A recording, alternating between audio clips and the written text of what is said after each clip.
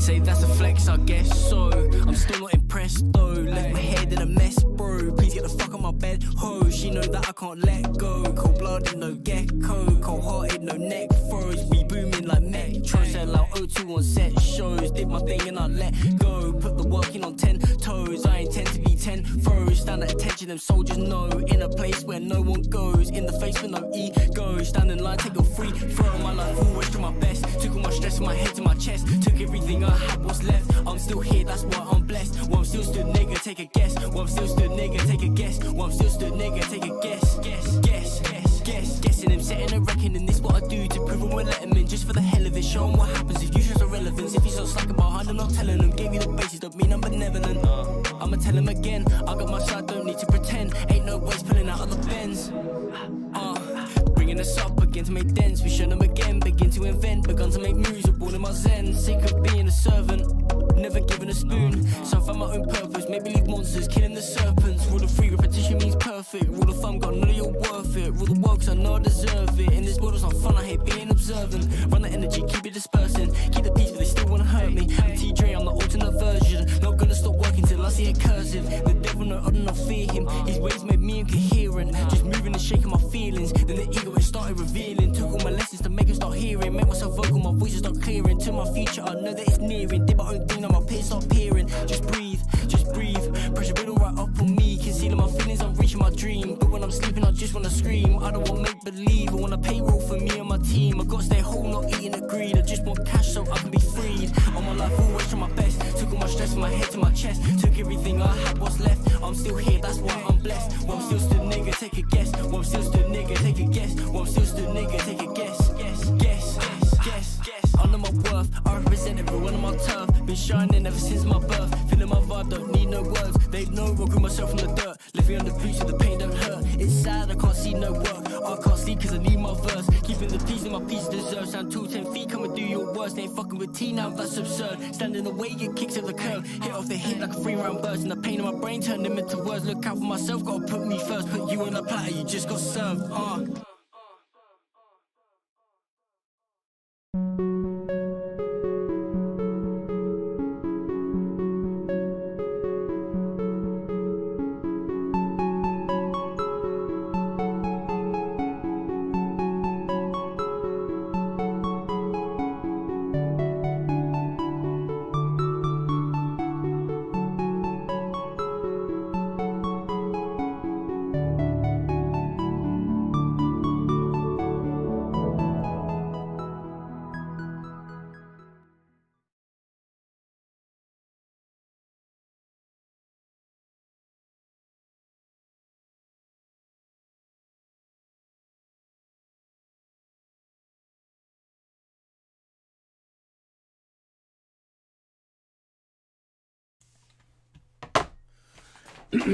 I'll start with clearing my throat, Dark Side Phil style, big loud throat clearing for the start of the stream. How's everybody feeling?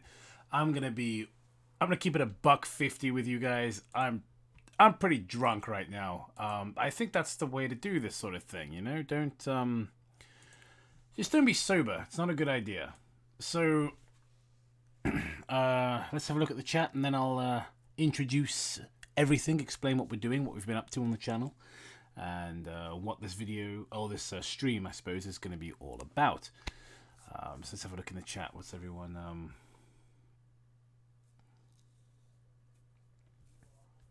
Anya Marie says, I'm in Spain. Well, I hope you're enjoying Spain.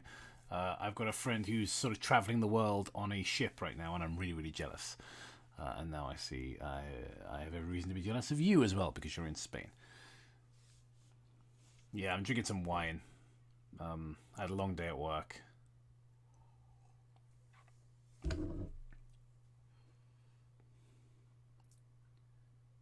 Jacob is sober phobic. Oh, for real, bro. Absolutely. Would you consider reading a fan fiction I want to write? I mean, maybe.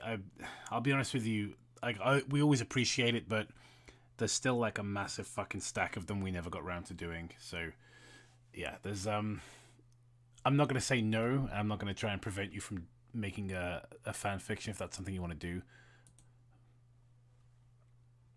But yeah, I have no. There's no like time limit on when that would be, you know.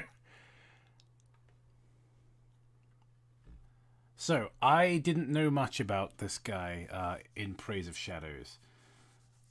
So I found out about him a while ago because I watched his Resident Evil video and I thought it was fairly decent. And he did the Marble Hornets video, which I thought was okay as well. But yeah, I didn't know much about him other than he was like a horror guy, right? And I have not watched the video. You know, the infamous fucking bad conservative horror movies video. I haven't watched it yet. But I've watched the fallout of it. So I've certainly seen clips of this embarrassing and terrible video. And Matt showed me the some of the reactions to it. Like the shoe on head reaction. Because of course she gets called out in his video. You're going to need best wishes for the amount of yapping this guy does. Oh, for real, for real. I'm excited. I mean, I'm not, because this video is 3.5 hours long.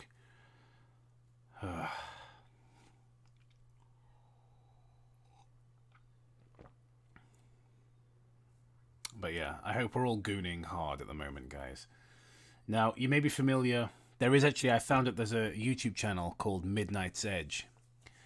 And I was very sad when I learned that, because they've got a lot of viewers, and I can't help but wonder, when will Midnight Edge be allowed to midnight come? We don't know. Pray for them. Can we hashtag pray for Midnight Edge? Shall we fucking do this thing, boys? I feel like I've put this horror off long enough. Somebody subscribed right before the stream. I didn't catch their name, but I got the little notification, so thank you to the guy who subscribed. Shall we put the thingamajig on? That's how I'm gonna sound. I'm a big scary horror YouTuber. That's like Robotnik in Dr. Robotnik's BB machine. Alright, tell me about the levels and shit. I'm gonna put my headphones on. I'll grab the chat on my phone so I can tell if it's too quiet or too loud. All of that shit. Live chat.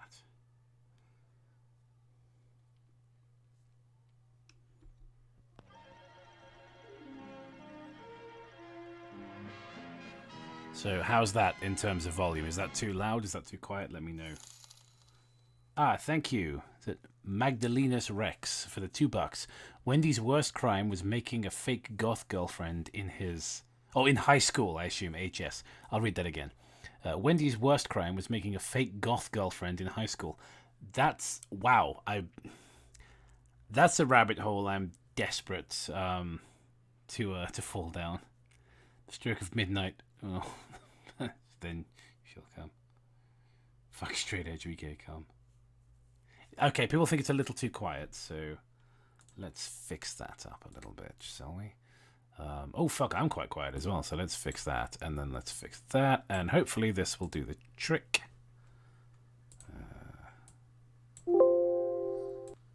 Alright. That seems better. Alright. Again, I'll keep my eye on the chat. Alright, let's go! Oh god, I'm so... Whatever the opposite of excited is, that's what I'm feeling right now. Know perfectly well what I'm talking about. And if you wish to stay here under my jurisdiction, you will toe the line as I see fit, for your sake as well as mine. You have a very evil mind, Aunt Phoebe. What does this have to do with anything? Crack on. The video's 3.5 hours long. We don't need this shit. Come on. Sorry, did I accidentally put on the David Lynch movie? Can we start the fucking video now? Over the weekend, February 16th through the 18th. Immediately hate the way he talks. Like, just immediately. And I know I'm hardly one to criticize the way people speak.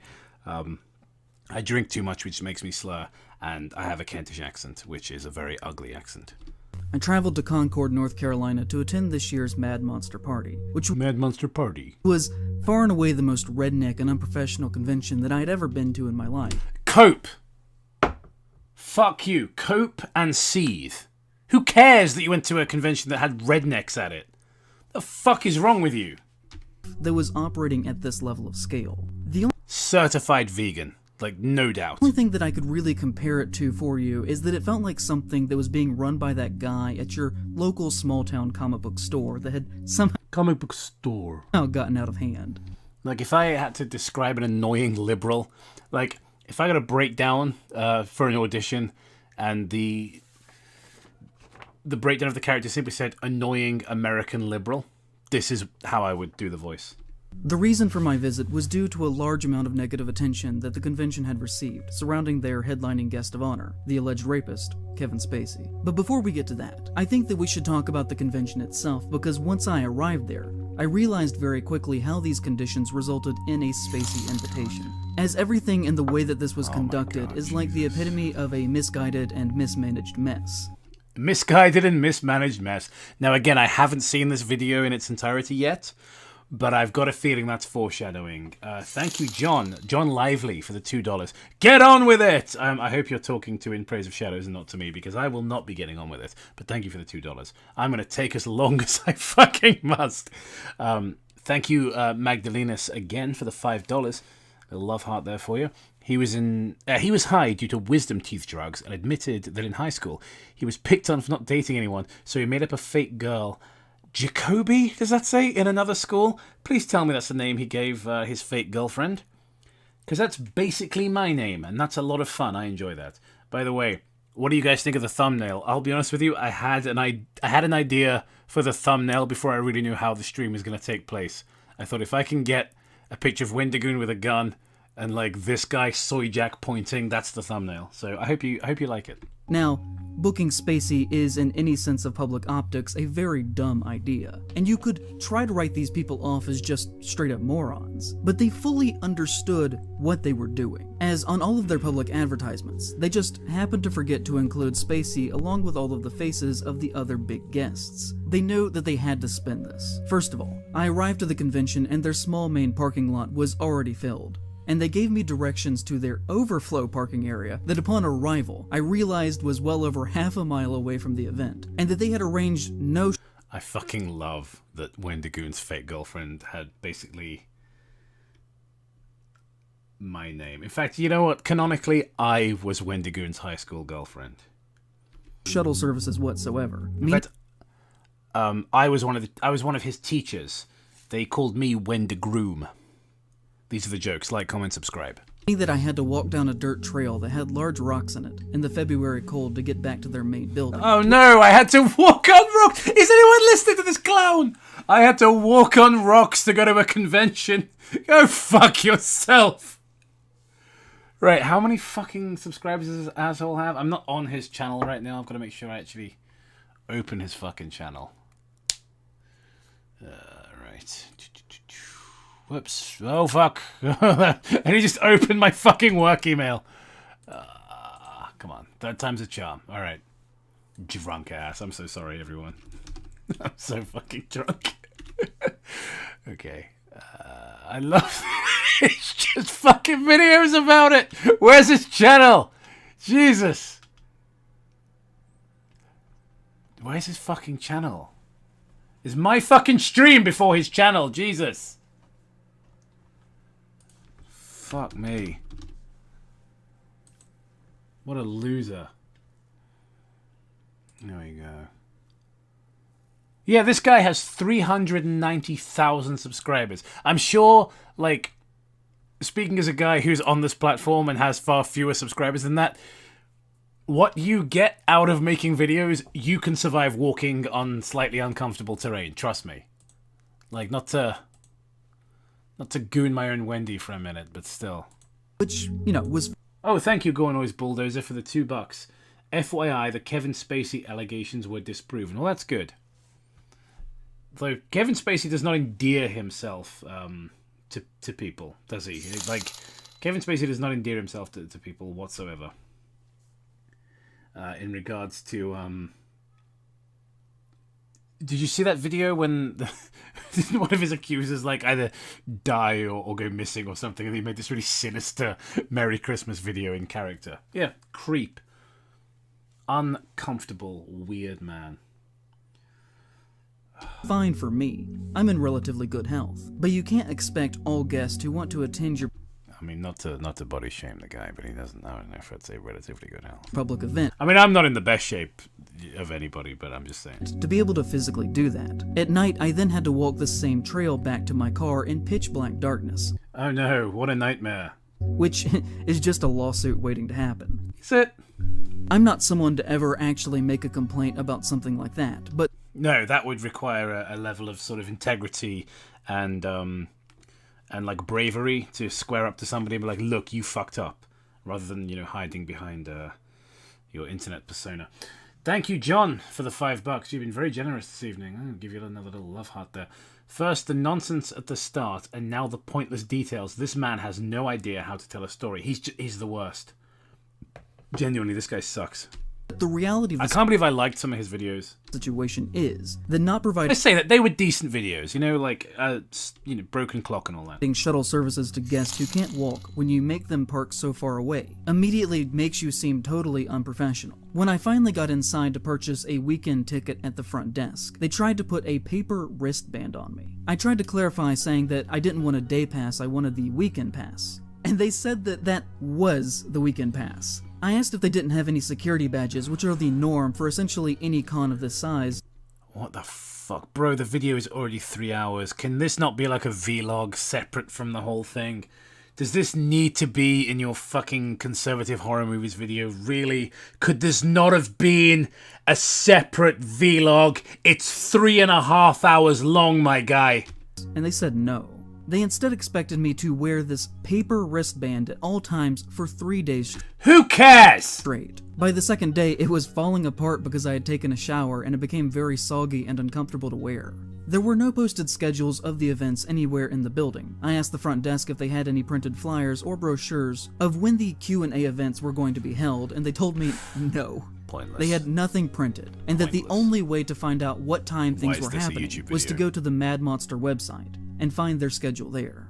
At their Q&A events, the first 10 rows of the auditorium were reserved for VIP I like that ticket guy's holders costume, though. only. That was The nice. problem with that is that next to nobody purchased the VIP tickets, which resulted in the celebrities being separated from the audience by 10 mostly empty rows, really killing any kind of ability for the guests to build any kind of energy with the crowd, resulting in the panels being painfully awkward at times. Also because the guests were not I can't imagine what something painfully awkward feels like. Perhaps you could demonstrate for me for the next 3 hours. actually really that famous, which we're gonna get to. The audience often just didn't have any questions for them because they didn't know who they were. So most of the Q&As only lasted for about 20 minutes or so, even though they had all been scheduled for an hour. I didn't eat before I got there the first day and expected to buy a snack at some point while I was there, and was very upset to learn that there was only an alcohol stand in the convention floor, and no food whatsoever. So I didn't end up eating until about 10 p.m. later that night. The next day I did actually learn that there was a food area. This guy sounds AI generated. Like, I'm supposed to sit here, I'm supposed to sit here and pay attention to this guy. That's the point of the stream, right? I have to analyze the video and dunk on this guy, basically. He is so boring that I, who am not watching casually, I'm watching with an audience. My entire purpose of being here is to criticize this, and it is not holding my attention. We are less than 5 minutes into a 3 hour and 20-minute video, and he's already lost me. This... It's like listening to someone read the ingredients of a cereal. For the con set up in the lobby of the hotel next to the convention center, but there were no signs Oh, that's always a pleasant sound. Thank you, Uncle Octopus, for the $1.99. I'll give you a little love heart there, my guy. This guy makes Shane Dawson look manly. Yeah, fucking hell. I mean, look, I probably shouldn't shame people on their appearances because, you know, I look the way I look, but fuck, man. telling you of this, and it was very much hidden. Luckily, the first night after having a late dinner, I could relax in the indoor pool that my hotel was advertised as having, which was just magnificent. Although, I guess I can't blame that on Mad Monster. Now, okay, first off, the argument should be made that even if the past 10 years of his life had not happened, should Kevin Spacey himself be the headlining guest at a horror convention in the first place? Most people, if you ask them what horror movies Spacey had been in, would probably space on an answer. Which 7. That answer being is that he has been in exactly one horror film, 7, which was the primary visual theme of the convention, as they really emphasized that they had gotten Spacey as a guest by having all of the staff at the convention being marked by having these bright red shirts on them that read, "What's in the box?" The photo ops with him were a staged event with a desert backdrop, where you could get on your knees in front of Kevin Spacey, with your head through a hole that they had cut in a cardboard box that I mean, that's kind of fun. he was holding. You can't actually make that up. People were lined up for hours over the course of 3 days to pay Kevin Spacey, whose assets are estimated to be worth between 16 and 20 million, $300 each to get on their knees in front of him. After the announcement in January of his inclusion at the convention, Mad Monster, as most people sadly do when they are being publicly criticized, refused to cancel Spacey's appearance. Instead, I wonder how you're going to react to being publicly criticized. deciding to double down and buckle up for a rough ride. They stopped posting on their Twitter and locked all of their comments, instead deciding to focus their promotion on the more pedestrian and less socially vocal social media platforms, like Facebook and Instagram. On those platforms, they reportedly began to block I anyone who cannot said pay something attention negative to about this. their This decision is- for the this convention. is impossible. One of which was the drag queen Naomi Monroe. According to Alright. WCC, There's no chapter list on here, is there? No, that's annoying. Alright. I'm going to skip forward a wee bit and just see what he's talking about at the 15-minute mark, shall we? to talk about. So in my opinion, making a glowing half-hour-long video about how cool Mad Monster is in the wake of them trying to publicly rehabilitate Right, Spacey's you know image what, into a right-wing personality at a convention held in the South, which happened within What a great time to fucking move forward. There's a lot to unpack in that statement, so if you'll... I realize it sounds like I'm doing a wee. That's me pouring wine. Alright. There's a lot to fucking unpack there, isn't there? Jeez. Oh. Thank you. Magdalenas, you are being generous tonight for the $2. $2. I bet that this guy wrote Blood Whistle. Genuinely. This is the only person I've seen on this show pretentious enough to have been involved in that piece of shit. Fuck me. Thank you, Brainflayer, for the 10 Australian dollars. This guy makes paint drying look like a blockbuster experience. I mean, you're not wrong. What a fucking dull man. Put him at 1.5 speed. Yeah, let's do it, honestly.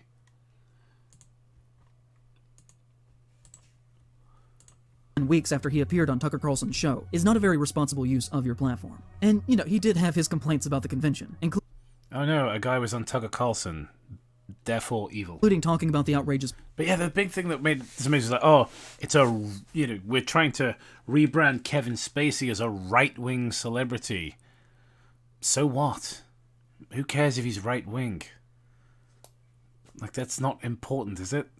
You're equating right-wing and far-right. Those are two very different things. This is an openly homosexual man. He's not going to be far-right, is he? He can be a conservative. And then there's at a convention in the South. I'm like, oh no, the South! Ooh, scary. Somebody might call you Mr. before your first name instead of your surname. So scary. It's the fucking bigotry of, like, soft, weak, you know, American liberals. And not just American, but European liberals too. And we're just as bad over here. parking situation in the footage where he actually walks pretty close to my car. He talked about the layout of the convention being not very professional, about the lines being disorderly, but never once does he have a single word of criticism about Mad Monster as an organization for their attempted rehabilitation of Kevin Spacey as a public figure, or the fact that he is greatly profiting off this appearance from people who are probably struggling, and honestly, probably can't or at least shouldn't afford the $300 fee that it costs to get in the room with him for maybe 10 seconds. He then goes on to say that he looks forward to going to Mad Monster Con again next year. But even if you look at some of his footage within his own video, you can just see how dead this place is. Does he ever stop talking about Mad Monster Con? It's the wrong fucking video or something. Jesus.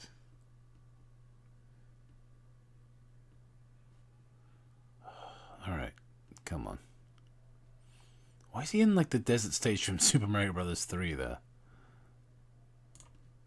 I haven't seen in a long time. But also the people who run Mad Monster, they did such a great job. I mean, right from the people who have been running it for a long time all the way down to the volunteers, so many people came by to say hello, and I felt so welcomed. So I'm looking forward to seeing you at the next one, and we'll have an announcement soon about when that's going to be. So take care of yourselves. I'll see you later.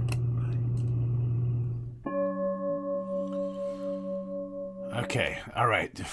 We're done. Chapter 2. Chapter 1, just some rambling diatribe about a bad horror convention that he went to. That he was seething about spending money on. Like, bro, you're a fucking YouTuber. You have the most frivolous job in the world.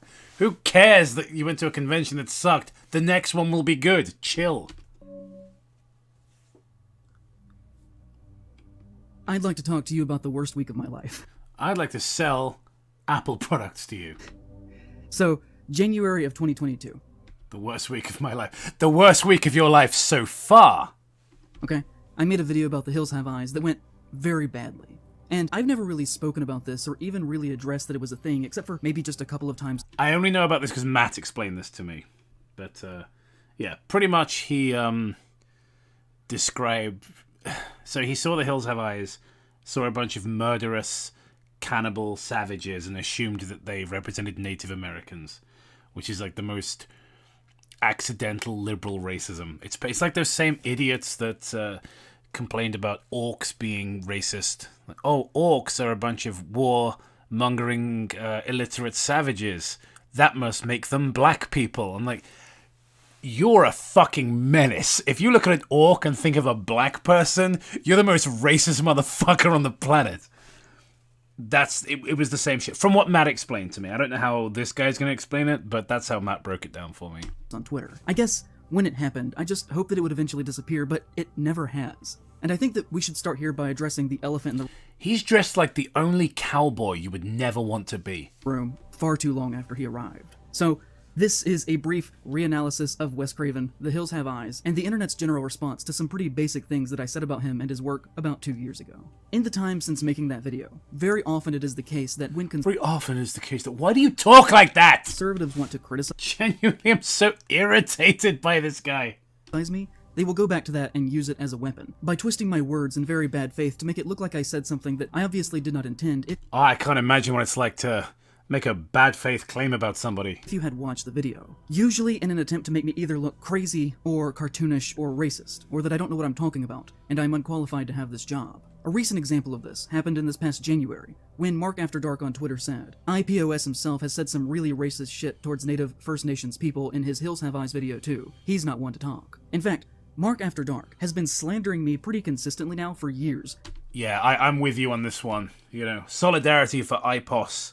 Because people who slander others are real fucking scumbags. In relation to The Hills Have Eyes, often getting hundreds of likes every single time by either saying lies about me, or really taking my words in completely bad faith. And every time that he does this, it hurts my reputation just a little. What the fuck's that in the comments? Timmy Turner maxing. Little bit more. These things do have a very real effect, because if people say things enough times, then other people will believe it. It doesn't matter if it's actually true. He was the first that I could tell to actually tweet something negative about me in the fallout from that video's release, when he said, YouTube film essayist, the cannibals in The Hills Have Eyes are actually the good guys, because they're poor, and the family is everything wrong about America. They're middle class and one is a retired cop. Cuts to footage of January 6th storming the Capitol. That is, to be fair, what I haven't seen the video, but this is how it's been presented to me. So maybe a lot of people are strawmanning this guy. Which I hope you'll be able to see is taking my basic argument and contorting it to appear as ridiculous as possible, even though it did make sense within the context of the actual video. I mean, that... No, please, you didn't actually show January 6th footage, did you? I mean, it's perfectly YouTube safe to show January 6th footage because nothing of consequence happened, but, sorry, I shouldn't make political statements on the video channel. is an hour and 25 minutes. Reducing what I was trying to get across down to a single one-sentence tweet, of course, is going to make me look like an insane person. You can literally do that with anything that anyone says, but it isn't being done in the fair spirit of argument. Yeah, well, we'll learn a lot about the fair spirit of argument in this video, I'm sure. I've seen enough clips for this video to know. It isn't an actual response to what I was saying. it is lashing out like a toddler. He got 370 likes with that one. Another time, to 867 likes, he said, I like IPOS videos for the most part, but this man has brainworms. His Hills Have Eyes video is the most schizophrenic far leftist ramblings I've ever heard. He said the family deserved to be raped and killed because they represented colonial USA and the hill people are native. By my count, he has tweeted at least 10 times over the past 2 years about this, and that is without me actually even looking very hard. I'm sure it has happened even more than that. I have never once before now interacted with him or even acknowledged his existence. And he's often really condescending with this too, in one tweet saying that I must have forgotten my meds that day. Essentially, every single time implying that I think rape, violence, and cannibalism is literally a good thing, and that I'm also a racist.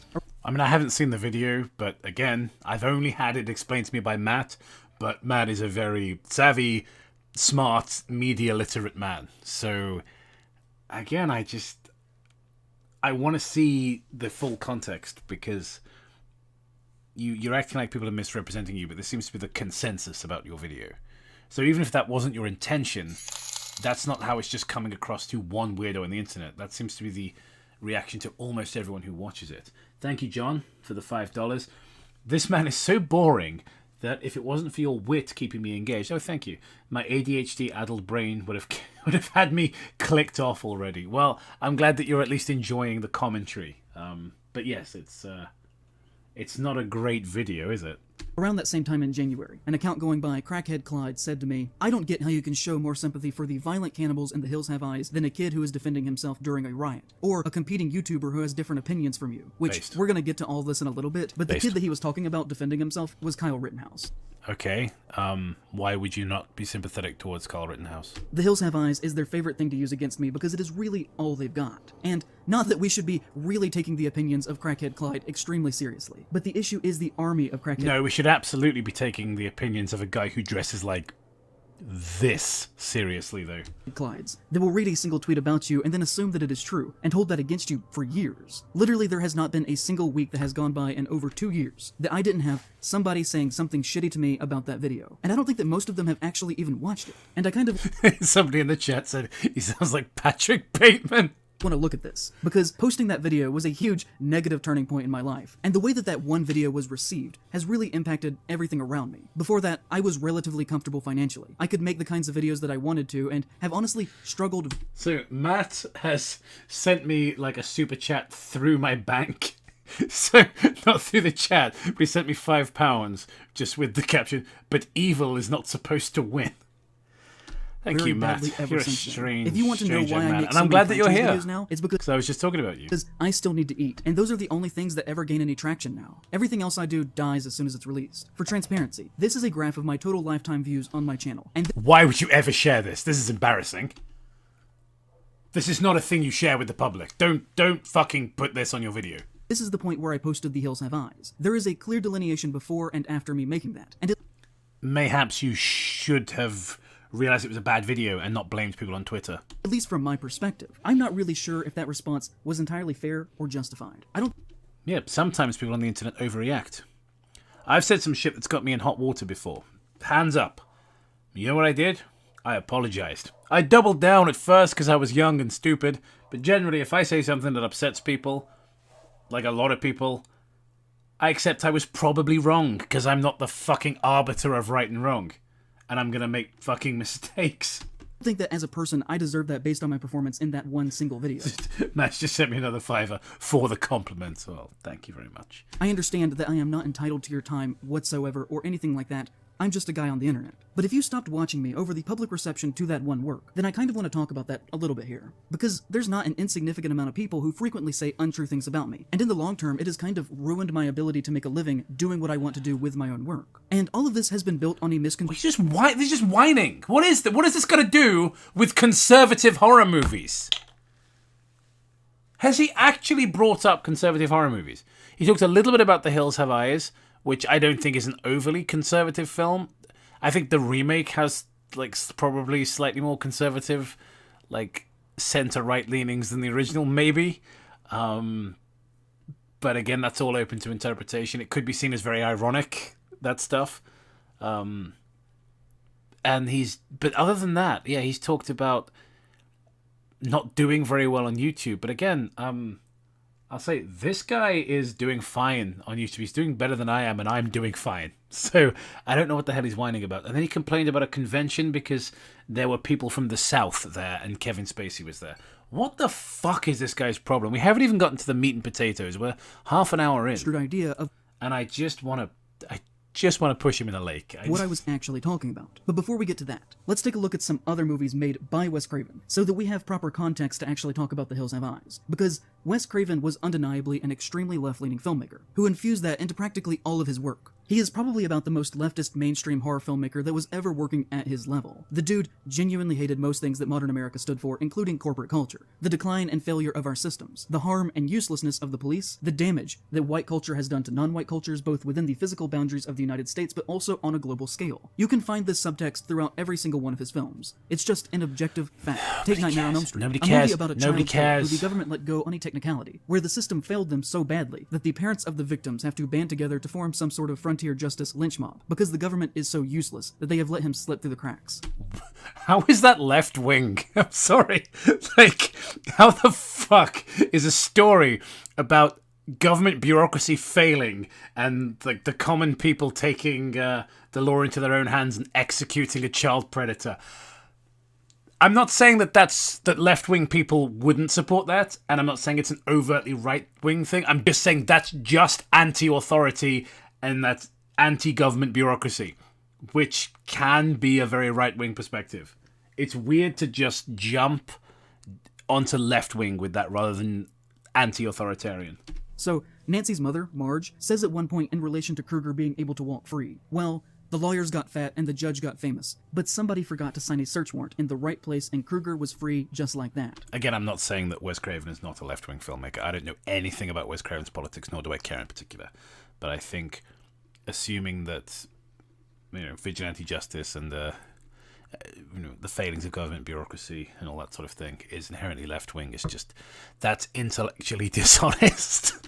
In the end, a teenage girl has to take down the rapist herself while the cops stand right outside on the front lawn listening to her screams, watching and going, oh gosh, oh gee, whatever are we gonna do? Which is something that is still happening in real life. And in that light, a running theme throughout every single one of Craven's Scream films is how the cops are incompetent, and never once in any of the movies do they actually catch the killer. And that's not even to mention the criticisms of Harvey Weinstein in Scream 3. If you look at his 1981 follow-up to The Hills Have Eyes, Deadly Blessing, it too has a strong message on the ineffectiveness of the police, as when one of our main women protagonists is basically begging the sheriff to do something about a dangerous man, instead of just sitting by and watching as bad things happen to innocent people, he says to her, if something happens, I won't be here in time for nothing but cleanup. Vampire in Brooklyn is kind of a strange movie, one that dares to ask the question, what if we cast Eddie Murphy and Angela Bassett to play love interest, and then gave them the same haircut? Anybody actually seen this movie? Is this any good? I've never seen this movie. And also in that it kind of doesn't really have a protagonist, which is unusual for a horror film. Whoever the protagonist is really is determined by what part of the movie that you're at. But we start with Julius, who is struggling, works a bad job, and has a deep distrust of the police, who weirdly have German shepherds. It seems like Wes Craven liked to use German shepherds as a visual code for racist cops. Anyways, he has an older relative who is sucking him dry by overcharging him and other young people to live in the apartment building that he owns, while he gets rich and does basically nothing. Where they later literally try to eat their landlord before instead forcing him to be their servant and drive them around in a stolen limo. Another instance of Craven using a cannibalism metaphor in relation to wealth and power dynamics. A movie that also includes a scene where a white woman holds a black man hostage in a park with pepper spray up to his eyes, telling him that she hates to do this because she understands what capitalism has done to black culture, but that she just doesn't... Does she say that line? Is that line in the movie? I don't know. Haven't seen it. Thank you, some English bloke, for the £5. Let's have a look. So by IPOS's standards, Death Wish must be every leftist's favourite movie. You're absolutely right. It seems the consensus in the chat is the same as what I'm saying, which is that anti-cop and anti-authority messages are not inherently left-wing. Like, some left-wing people are anti-cop, obviously, and so are some right-wing people. Saying every right-wing person is a fascist and therefore a cop worshipper is like saying every left-wing person is a communist and therefore also a cop worshipper, right? It doesn't make sense. It's a pointless, like little dichotomy you've built out of nothing. Annoying man. Feel safe seeing him in the park after dark. A total parody on the hypocritical mindset that liberals have held for decades now. It is also not the only movie that he made that primarily features an all-black cast, and is based around issues that affect black people. The Serpent and the Rainbow is about an all-white imperialist American pharmaceutical company, who sends a tall, white, light-haired, handsome man to try and incorporate himself into the culture of Haiti, to learn their tricks of how they create... I like this movie. until I don't. It's good for about an hour, the Serpent and the Rainbow. Haitian zombies to then steal their old folk medicines so that they can market them and capitalize off of them. Midway through the movie, at the dinner scene at the CEO's house, where they are planning and celebrating this, genuinely having a conversation about violence that they plan to enact against poor black people. Everyone who is at the table is white, and the butler who serves them is black. And because he's there to steal from them, the protagonist is never able to actually immerse himself in their culture, and never attempts to understand the Haitians on a spiritual level. He is a cultural leech. And just because he is the protagonist does not mean that Craven is trying to paint him as a good person, just like with the family in The Hills Have Eyes. In fact, just like The Hills Have Eyes, Craven is using Serpent and the Rainbow to show a very complicated situation, where both... Yeah, somebody in the chat just pointed out that how this is meant to be a video about... this is meant to be a video about conservative horror movies, and he's talking about, like, left-wing undertones in films. Even though I've disagreed that these things are inherently left-wing, like, he's talking about what he perceives to be left-wing horror films. It's like, that's not the fucking topic. It's like, okay... explain one left-wing horror movie for context if you want to explain the other side, but then start getting into the nitty-gritty of right-wing horror movies. That's why you're here. You annoying fucking and another who reaps the liberal douche benefit of the taking are suddenly placed on the same level and are told to duke it out for survival. About how at the end of the day, when push comes to shove, we are all capable of great violence against one another. I do not think that that is an outrageous reading of that film. It isn't even really subtext. It's just the plot of the movie. People got extremely mad at me for recapping the plot of The Hills Have Eyes, because genuinely, if you go back and watch that video, that is all I am doing. It is. And you said that the insane nuclear radiated rapist cannibals were Native Americans. That's what people were pissed off at you for. Don't be dishonest. Very basic reading on Wes Craven's intended message of that film based on his own words and what he put on the screen. I'm not even saying that I agree with everything going on in the movie. I also certainly did not write the movie. And truth be told, I also think you couldn't write The Hills Have Eyes. Thank you, Silver Heart Soul, for the $9.99. I really appreciate that. Sup, Jacob? How have you been? I've been okay. I've been working a lot, which is why there hasn't been much on the channel. So I got in the spring, I got promoted, so I've been working a lot. So my hobbies, aka creative stuff, making YouTube videos, making short films, have suffered a little bit. I have got the next movie night episode recorded, but it's nowhere near ready to be released. There's very little editing been done. So that's how I am. Also, did he get to how in a video where he calls multiple people racist and xenophobic, he was the only one being and saying racist shit? It's great to hear from you. What's great to hear from you too? You know, he mentioned at the beginning that that people called him racist, but we haven't gotten to the part where he starts calling other people racist. I know he's going to, because again, Matt walked me through some of it and showed me the show on head response. So, I kind of know some of the stupid shit that he says in this video. That Wes Craven is a little overrated, and I'm somewhat mixed on his filmography as a whole. Thematically, I think he's great, but on a basic filmmaking level... Yeah, he's overrated. Okay, bro. I'm not saying that you have to be a filmmaker to be a critic, obviously, but just from someone this insufferable who obviously thinks he's hot shit, write a script like New Nightmare. If you're such a hot shit as a writer. So I know this guy considers himself a writer, and he uses that word to describe himself. So that's not me saying, oh, you're a critic, you must be able to make a movie. Write New Nightmare, or Nightmare on Elm Street. You can't. Or Scream. You can't do it. He was at times fairly weak. I was literally just talking about what Craven was trying to do in his script and how he saw the movie. That's all. Still, I started to receive comments like this. I can't imagine watching this film and coming away with the conclusion. I'll be honest with you, I don't have air conditioning in my home, but this has been the cold here in the southeast. This has been the coldest spring in about 3 decades. So it has not reached 32 Celsius here, which is a relief because I don't have air conditioning. But I'll be picking up some electric fans. But sorry to the people who are dealing with that sort of heat at the moment. Illusion that the cannibals are secretly the good guys. And I remember a couple of years ago it was into the 40s, and I didn't have air conditioning, so it was just windows open all day and electric fans on. I spent a lot of time outdoors, as you can imagine. The biggest tragedy is that they didn't eat the people passing through. He stabs him in the heart not to kill him, but to remind him of his place. Or maybe it was just to kill the cannibal who attacked him and his family. I don't know. Just my interpretation. It's edgy takes for the sake of engagement. Love this channel, but I don't think it was actually fine that these cannibals killed, raped, and ate people who just crashed their car in the wrong spot because capitalism is bad, and actually they are the good guys, is the take that I would have gone with. You can defend your home without eating people. You have an extremely warped moral compass. Class this, class that, blah blah blah. I like your videos, but the commie talk is distracting and arrogant. We Based. side with the vacationing family because they are a down-on-their-luck group, trying to get unstuck until they're hunted by opportunistic murderers who want to eat them. They're not inherently sympathetic because they're white or rich, they're sympathetic because they're the victims in the movie, not just the victims in your metatextual want for what you think the movie should be. The Carters win because good should triumph over evil. Jesus, Wes is spinning in his grave for an hour and 25 minutes. Woke Overthinking presents a woke critique of a B-movie lacking any intellectual heft. If I had a nickel for every time a horror channel assumes something in a film is an allegory or a metaphor, I'd be rich by now. So tiring. I think this dude is gay or some. He can't go a video without mentioning disrespect towards them folks. Also, the hillbillies are cannibals. How are you gonna sympathize with them? Had to stop watching at 15 minutes. I think you're viewing the film through a modern woke lens, and you're really stretching the themes to fit your personal See, he's doing like a silly voice to make this guy sound dumb. He's like, no, woke, modern lens. I'm like, no, but that is... If you do it like in a silly voice, you'll make him sound silly. But if you just read it, if I were to mute you and just read this normally, it would be very clear this is a very salient point. Thank you, Silver Heart Soul, again for the $9.99. Much appreciated.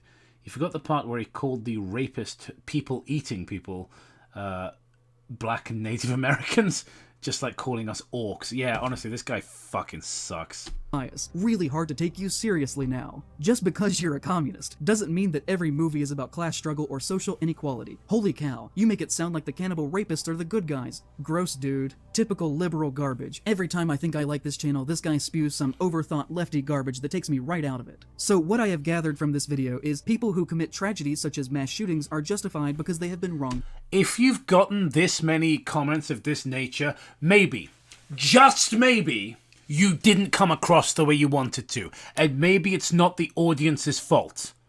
If this is the consensus from your audience, maybe you sounded like a fucking idiot, and instead of getting cross with these people, you should have like made a pinned comment or something and said, hey, so I didn't articulate myself properly. What I meant was this, and then like a paragraph, and like, I realized it could have sounded racist. Do you know what I mean? Or if you're that concerned, take the video down and re-upload it with that part edited.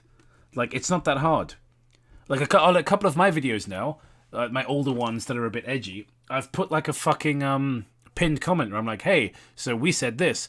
That was the sense of humor that we had at the time, and it's regrettable, and it makes me cringe now. Like, it's not hard to just self-reflect a little bit and go, yeah, maybe when 50, 60, 70 YouTube commenters disagree with me, maybe they're not the ones in the wrong. Maybe the common denominator here is me. By society, and society should expect What I'm getting at, my guy, is it's okay to be wrong. innocents to suffer because of that. Oof. The overinterpretation of capitalism bad by making the literal raped, murdered, and eaten victims into the bad guys of the movie was my cue to unsub. Sorry, bud, you lost me. You went way too off the mark. I've enjoyed several of your videos, but damn, you seem to be a bit lost in this one. Your stances just seem a bit warped. And why inject politics into a movie anatomy? Social justice? I was rolling my eyes throughout. I mean, come on, man. LOL, I've watched a few other videos of his and didn't know. That's it, laugh. Yeah. Laugh when people make sensible criticisms of your garbage content. Notice his political leanings, and here's the thing, I don't actually care what they are. It's just pretty silly to inject social justice into a review of The Hills Have Eyes, LOL. Yeah, I can't help but disagree with this video. This might be your worst yet. I despise your political analysis of this film. Calling police officers, people who put their lives on the line for a job, a symbol of oppression, shows a huge bias on your end. People are a lot more than their political affiliation, but I don't think you showcasing yours is very much appreciated by your audience. Would really appreciate it if you tried to be more impartial. 18 minutes in, and I had to stop. What the fuck are you laughing at, you annoying, simpering cuck? What the fuck is so funny? You made a terrible video, and instead of apologizing and being embarrassed, you're just laughing at people who call you on your shit. You suck. because it really is an unwatchable video. Incredibly sad because I enjoyed a lot of the In Defense of Nicolas Cage. It really feels like night and day in terms of quality of the essay. While everyone is free to think what they want, and I really appreciate and enjoyed some of your other videos, here you're basically justifying that people should be assaulted, raped, cannibalized, based on their socioeconomic status and, dare I say, skin color. Would you have reacted the same way if the family was black, or came from another racial background, or is it only okay because the rich family was white? You are such a talented writer, with an impressive ability to digest a movie, but I don't know that I agree with that. unfortunately, as so often these days, your politics tend to ruin some parts of your videos whenever you put your postmodern lens on. Sadly, you seem to be lost in a pretty bad Sadly, you seem to be in a pretty bad place right now. Your so-called anatomy is full of hate and cynicism. I hope you'll get better soon. Buddy, maybe leave out the half-baked race baiting and focus on the movie. What the fuck are you laughing at? These are all perfectly good points. I thought I was going to watch a movie retrospective, not be morally grandstanded at LMAO. This was honestly exhausting. You know, you do this long enough and you kind of develop this weird, broken, detached mental thing that I'm convinced that everyone who works long-term on the internet has. And I know that that was a lot of hateful comments to read back to back to back. Well, I don't know if hateful is the word. Critical is the word I'd use. Nobody called you any names. I mean, a couple of people called you communist, which I think is fair enough. Maybe you're not a communist. I certainly hope you're not. But here's a hate comment, right? If I were to say, I don't know, just pulling this out of the air, shut up, you weak, sniveling, overweight pussy. Like, do you know what I mean? That's an example of a hate comment, right? Just pulling that one out of my ass, or to say, your mustache makes you look like a pedophile, just as an example. Like, that's what I would think of as a hate comment, right? Not explaining in detail why your analysis is racist and makes me uncomfortable. I wouldn't call that a hate comment. I'd call that criticism. But I'm just trying to communicate what it is like having the never-ending barrage of the internet saying bad things to you on a daily basis that are not founded in reality. They are. That's what you said. That's what you said in your video. Just make better content. What was really distressing to me, though, in this time, is that I slowly started to watch it leave my comment section, and just became an accepted idea about me outside on the internet at large. Someone on Reddit in this time said, I like In Praise of Shadows a decent bit for horror analysis, but his video on Hills Have Eyes is such a wild case of tunnel vision that even his normally receptive audience calls him out on it across the comment section. Yeah, how do you... Okay, what's amazing, if you had... Oh my god... Dude, if you had just a modicum of self-awareness, this comment would tell you everything you need. His video on The Hills Have Eyes is such a wild case of tunnel vision that even his normally receptive audience calls him out on it across the comment section. How do you read that and respond the way you've responded? How is this not a giant fucking wake-up call for you? He digs into this interpretation of the first film as a critique of modern society, where the incestuous cannibals are the real heroes, and we're tricked into rooting for the empty consumers trespassing on their land because they look like us. And it's just very weird, especially in how much he refuses to address the amount of sexual assault the cannibals perpetrate. I'm all for wild interpretations of the thematic meanings of art, within reason. This goes well beyond reason. And you know, these things are half-truths. It removes all nuance regarding the use of metaphor in the film. And I know I'm including a lot of examples in this section, but I'm just trying to communicate exactly how in this situation I said one thing, and then it got misconstrued as another that slowly eroded people's view in my writing and their trust in me, which has made the past 2 years a very dark time in my life. And on the notion of refusing to address something, that is something that gets said a lot about critics and YouTubers in general, that if something wasn't directly mentioned, then it must be obviously a refusal to mention it, or a massive oversight that must be pointed out by the commenter. Neither of which are true in this instance, or in most instances that assertion is ever made. You don't work on a project for 100 hours and then just accidentally forget to include something. I assure you that thought was put into the words that I was saying. I'm sure it was, but the words you were saying were stupid. So just apologize and make a better video next time. I liked your Slender Man and Resident Evil videos. I thought a couple of your points in the Resident Evil video were a bit silly, but overall I liked it. Like, just make better content, dude. Your future is literally in your hands. Just make better content. I incorporated all forms of violence into one for that video because the metaphor of the movie is about aggression and revenge, whether that be sexual, outright physical, or even eating the victims. All of them to the Hill people are expressions of forms of revenge, one and the same. It literally makes no sense to talk about them as if they were 3 different things within that context, because as far as the movie is concerned, all of the violence falls under the same blanket of metaphorical rage. It would only take up time to not actually end up saying anything that I hadn't already said, and if I went down a list and addressed every single act of violence individually, that just would be pointless. And also, it isn't me saying that I think that these things are good in real life, obviously. We are talking about fiction. The Hills Have Eyes never happened. Wes Craven made that up. These are not real people. And I know I normally don't have to go that basic with what I'm saying, but in this instance, I guess it does have to be said. No, you're now misrepresenting your audience's criticism. They're not saying that you think rape and murder is good in real life, just that you think it's contextually justified in this movie and that those people deserve it because they're rich and white. Not that you would want that to happen to people in real life. How the fuck do you have so little media literacy that you can't understand your own comments? You make me very angry as a person. I dislike you, and I think you're dishonest.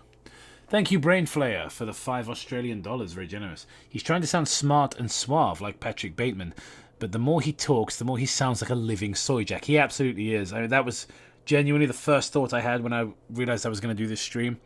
Was the thumbnail. It was get this guy as there's the Soyjack pointing meme. Fucking aeroplane outside my window. Because near weekly for over 2 years, at least one person has insinuated to me that I supposedly think people's flesh should literally be eaten off their bodies because they can afford a camper. And I won't name names. But the thing that really hit me the hardest is that when I decided to stop reading comments and just tried to distract myself by scrolling on Twitter, and on my For You page, I found a thread of mutuals openly making fun of me for my failure of the video amongst themselves. Just openly in public. Some of them using words like idiot and stupid. Many of which I could tell had not actually watched the video based on what they were saying. They were genuinely just calling me dumb without trying to meet me on my level of what I was trying to say, instead just believing what other people were saying about me. And that was so hurtful that I can't even fully communicate it to you. To see this notion escape the comments section, which, you know, it's YouTube.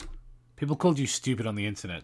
Somebody told me once they hoped that I died in a car fire on YouTube. You understand? That was in my comment section. That wasn't behind my back on Twitter. That was in my comment section. Cope. Seethe. It's the internet. People are going to be unpleasant to you, whether you deserve it or not. Sometimes it can be a little bit out there, into the more real digital life on the internet and Twitter and beyond, to where even people who knew me were making fun of me in posts that the algorithm recommended to me was the lowest point. Shut up, you fucking pussy, Jesus. Hello? Hey Jacob, you're stupid and you're an idiot. Has that ruined your day? It has, not just my day. That hurt me in a way that I can't communicate. Good Probably because I'm stupid, actually. Yeah. Good to know that you're a big poo-poo baby sissy. Okay. Yeah. Cool. Hugs and kisses. Bye. Alright, bye.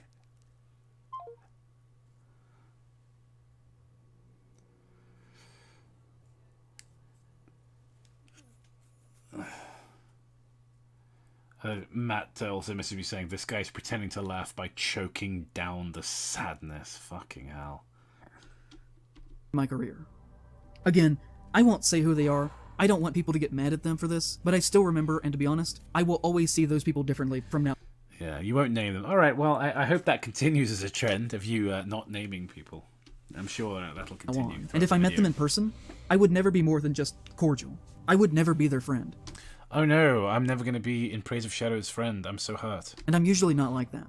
I decided then that I was never going to acknowledge that this was happening. I was just going to go on about my life, keep making videos, and hope that things would be fine. But they weren't. They never really were again after that for me. Like I said, this never actually stopped happening. It is still going on to this day. It keeps happening, continuing to mutate and escalate to where now people are openly making fun of me about The Hills Have Eyes to my face, in spite of being totally detached from the reality of what was even said in that video.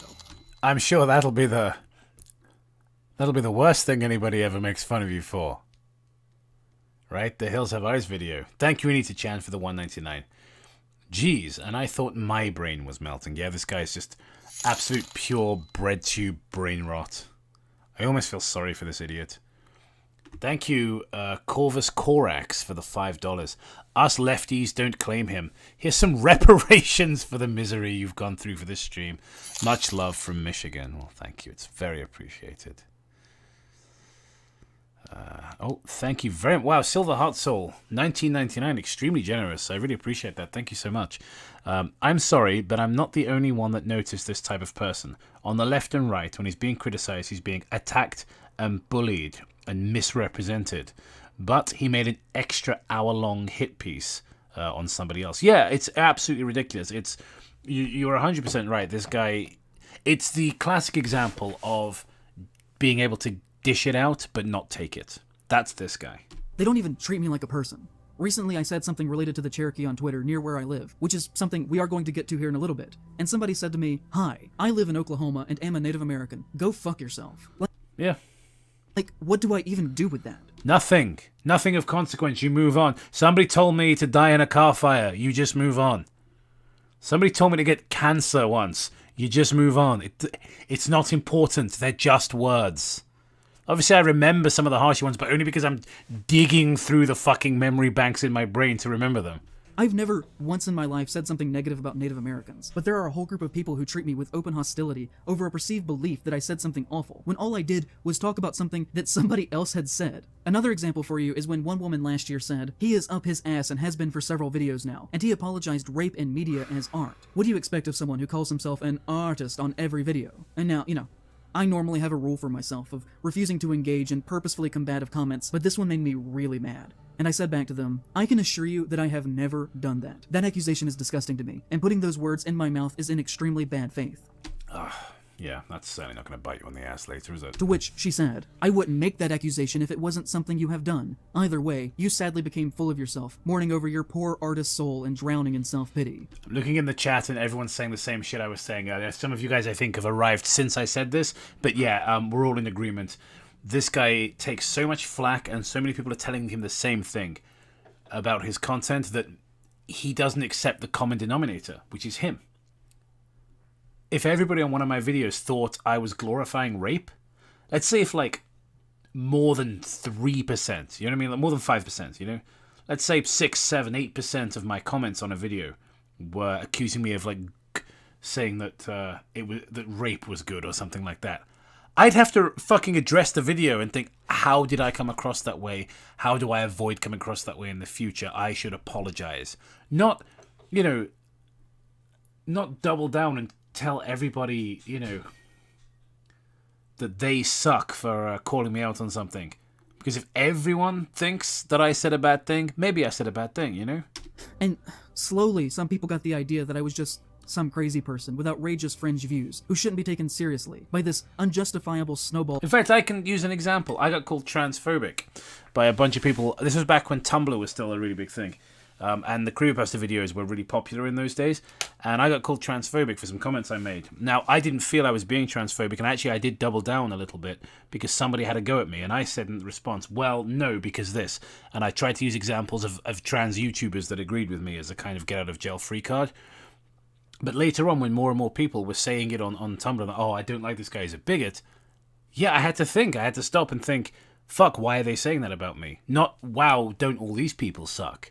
Once it hit a certain point, it was like, okay, I need to rephrase the things I'm saying and maybe reevaluate my positions because I'm coming across like a bigot. It's not hard to just be a little bit introspective and a little bit self-aware. You're not right all the time. You're not the fucking main character. Of a reaction to me saying that maybe Wes Craven liked to write horror and metaphors and enjoyed using visual shorthand symbols within his work, which is what most people who write horror do, and that maybe he used Native American visual codes as his narrative symbols, which was very heavy-handed but also was commonplace in the 1970s. I said nothing that was either groundbreaking or new or outrageous or even original there. If anything, I was doing a basic recap of the history of criticism that Take a shot every time he says bad faith. I'll be honest, I'm about to run out of booze. I've drank an entire bottle of wine here, and I was already quite drunk when I got home. Because there was a cross-company social. The three different companies on the river all went out for a booze up. So, yeah, I'm already quite drunk. Has already been said 1,000 times before me, just to get past the first movie so that I could talk about the sequels, which is what I do in basically every single franchise video. That is the format. If you go back and look at all of those videos... This guy's unbearable. Should we move forward a bit and get past this? Are you still talking about people? Yeah, it's still talking about the Hills Have Eyes video. against us, that we can't imagine they would be as wild and as vicious as they are. I was so struck by how, on one hand, you have this feral family that's killing people and eating them, but if you look at it, they weren't doing anything that much worse than civilization did when they caught them. And I just thought, what a great kind of A-B of culture. How the most civilized can be the most So he's still talking about The Hills Have Eyes. indie horror deserves a little grace due to the timeline. The real Matt C. said, "Still going to watch the Satanic Talk Show movie. Sorry. It's been recommended by friends who've seen it way too much. It looks awesome, and to be honest..." So now he's talking about AI? That's got nothing to do with conservatism? Yeah, AI sucks. But I'm not against low-budget projects using it in small doses like this. Last example I'll use right here, but there were many others. Salem Alexandria actually got shamed into apologizing for suggesting that people shouldn't go see the film when she tweeted, "Maturity is accepting wrong," after having people educate me on the timing in my DMs, while I'm still against AI in the creative space when it comes to creatives being replaced. They did this at a time when everyone was having fun with AI, and with it being an indie film, having to pay the talent they did have. An all-out boycott of the film is a bit extreme. Yes. Yes, it is. And also, boycotts are not mandatory. That's what makes them boycotts. People choose to boycott them. So, after that factory, that sweatshop collapsed, I boycotted the shops such as Primark and H&M that I knew that had been leaked on the news had been affiliated with that particular sweatshop. Right? I boycotted them. I didn't force anybody else to join that boycott. That was a choice that I made, because maybe not everyone has the exact same morals and ethics that I do, and that's okay. So, yeah, calling for a boycott is fine, but you're not obligated to take part. If I want to watch Late Night with the Devil, I'm going to watch Late Night with the Devil. I don't give a fuck if it has AI art in it. Do you have any idea how expensive it is to make a movie? Even Grey Sea, right? Nothing happens in that movie except people talking. Don't get me wrong, I'm proud of the film and I like the things they say because I wrote the things they say. It still cost us like, what, I think £3,000, like £3,000 to make that, and it's just people talking. Movies are expensive. Like, if you're not a major studio, you can't necessarily afford to pay an artist. Like, I'm sorry, it's just a fact. Like, so what? Rather than stealing rather than stealing art, from someone who made it, why not use AI if you have to? And it's like one little image as well. It's like a little skeleton on a logo. Sorry, I'm just gonna... Okay, so first of all, that era that Colangelo and others is referring to really is in the DALL-E mini days. And by the time that more complex images like this were being created, it was pretty well established that this was very wrong behavior. The Wild West period of AI was really only generously a few weeks there, maybe. But in... I mean, that's just, like, your opinion, man.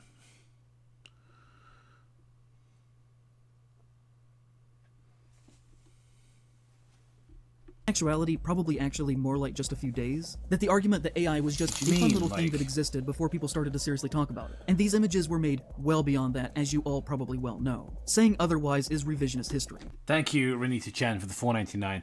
How hard is it to say I didn't convey my points very well? I will re-edit my video to better explain my points. I am sorry. I know it's not fucking rocket science, is it? That's just the thing that you do. It just... And if you really believe and think that this usage is okay, because everyone was supposedly doing it, then that speaks more on you than anything else, because it shows that you were not listening to artists who were essentially quite vocal about the situation near immediately. This was, pure and simple, a way to cut corners and test the waters on how much audiences would tolerate the slower removal of creative people in the creative process, in the making of films on all levels. Nothing. There is no other way to look at That's this the most frustrating thing. And in the weeks following, other companies started to do the same, such as A24 and their horrible Civil War posters. Now, for full transparency, I myself did post one single tweet that was positive about AI, which was clearly when it was still in the DALL-E mini phase, when it was just a strange curiosity. And when in the days following I listened to the conversation and realized how harmful this thing was, I never did that again. And I've never excused a large company using it to not pay on the number of screens that movies tend to get by their size. Knives Out had about 3,000 screens. And than edited. I don't see the logic. At Little Leah 7... Or does any of this have to do with conservative horror movies?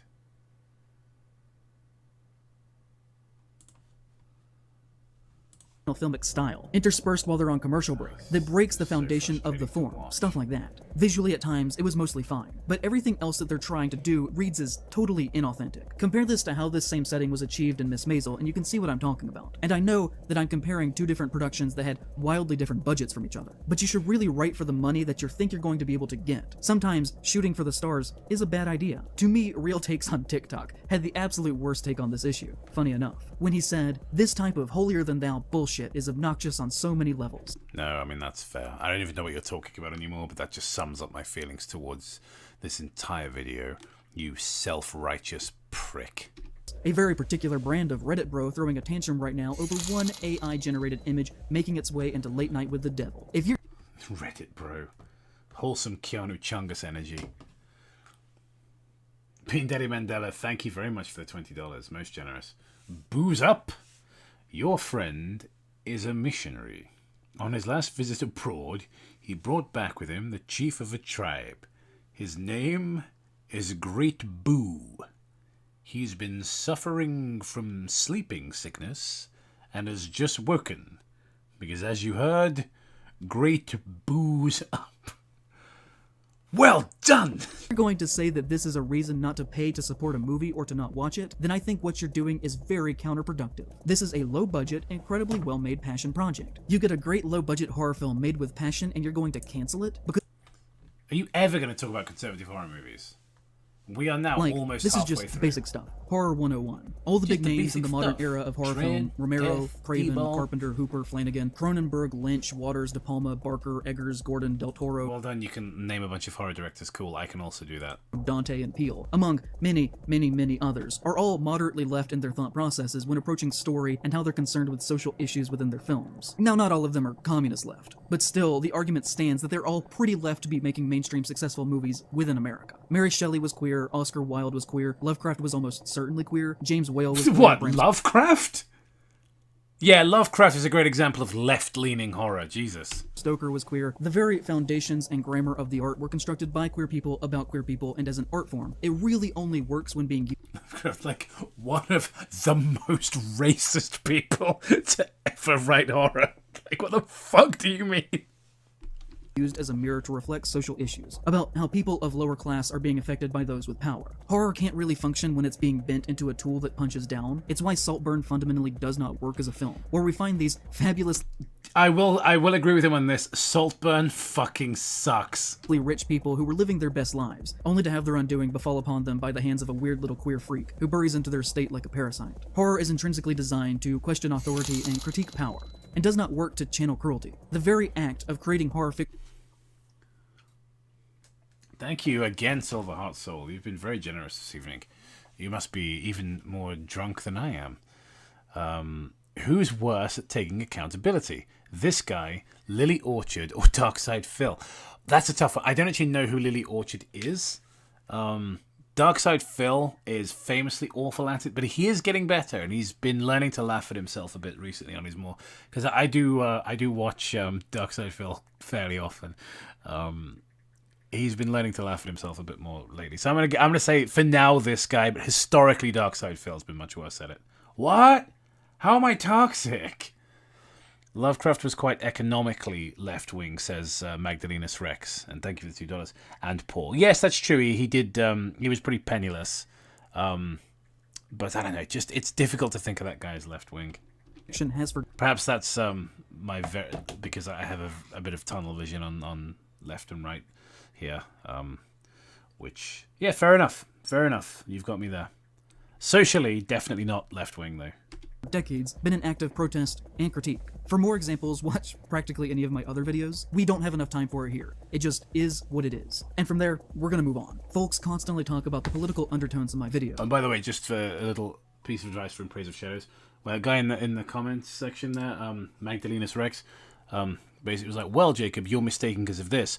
And I said, fair enough. That's actually all you have to do. It's actually that easy.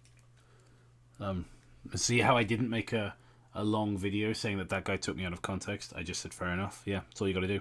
But horror is an unabashedly political genre that is concerned directly with issues facing the current society. And if you're in the horror space and you don't regularly acknowledge this foundation as a challenge to power, then I just assume you're in it for the money, or that you don't actually care, or you're just really bad at your job.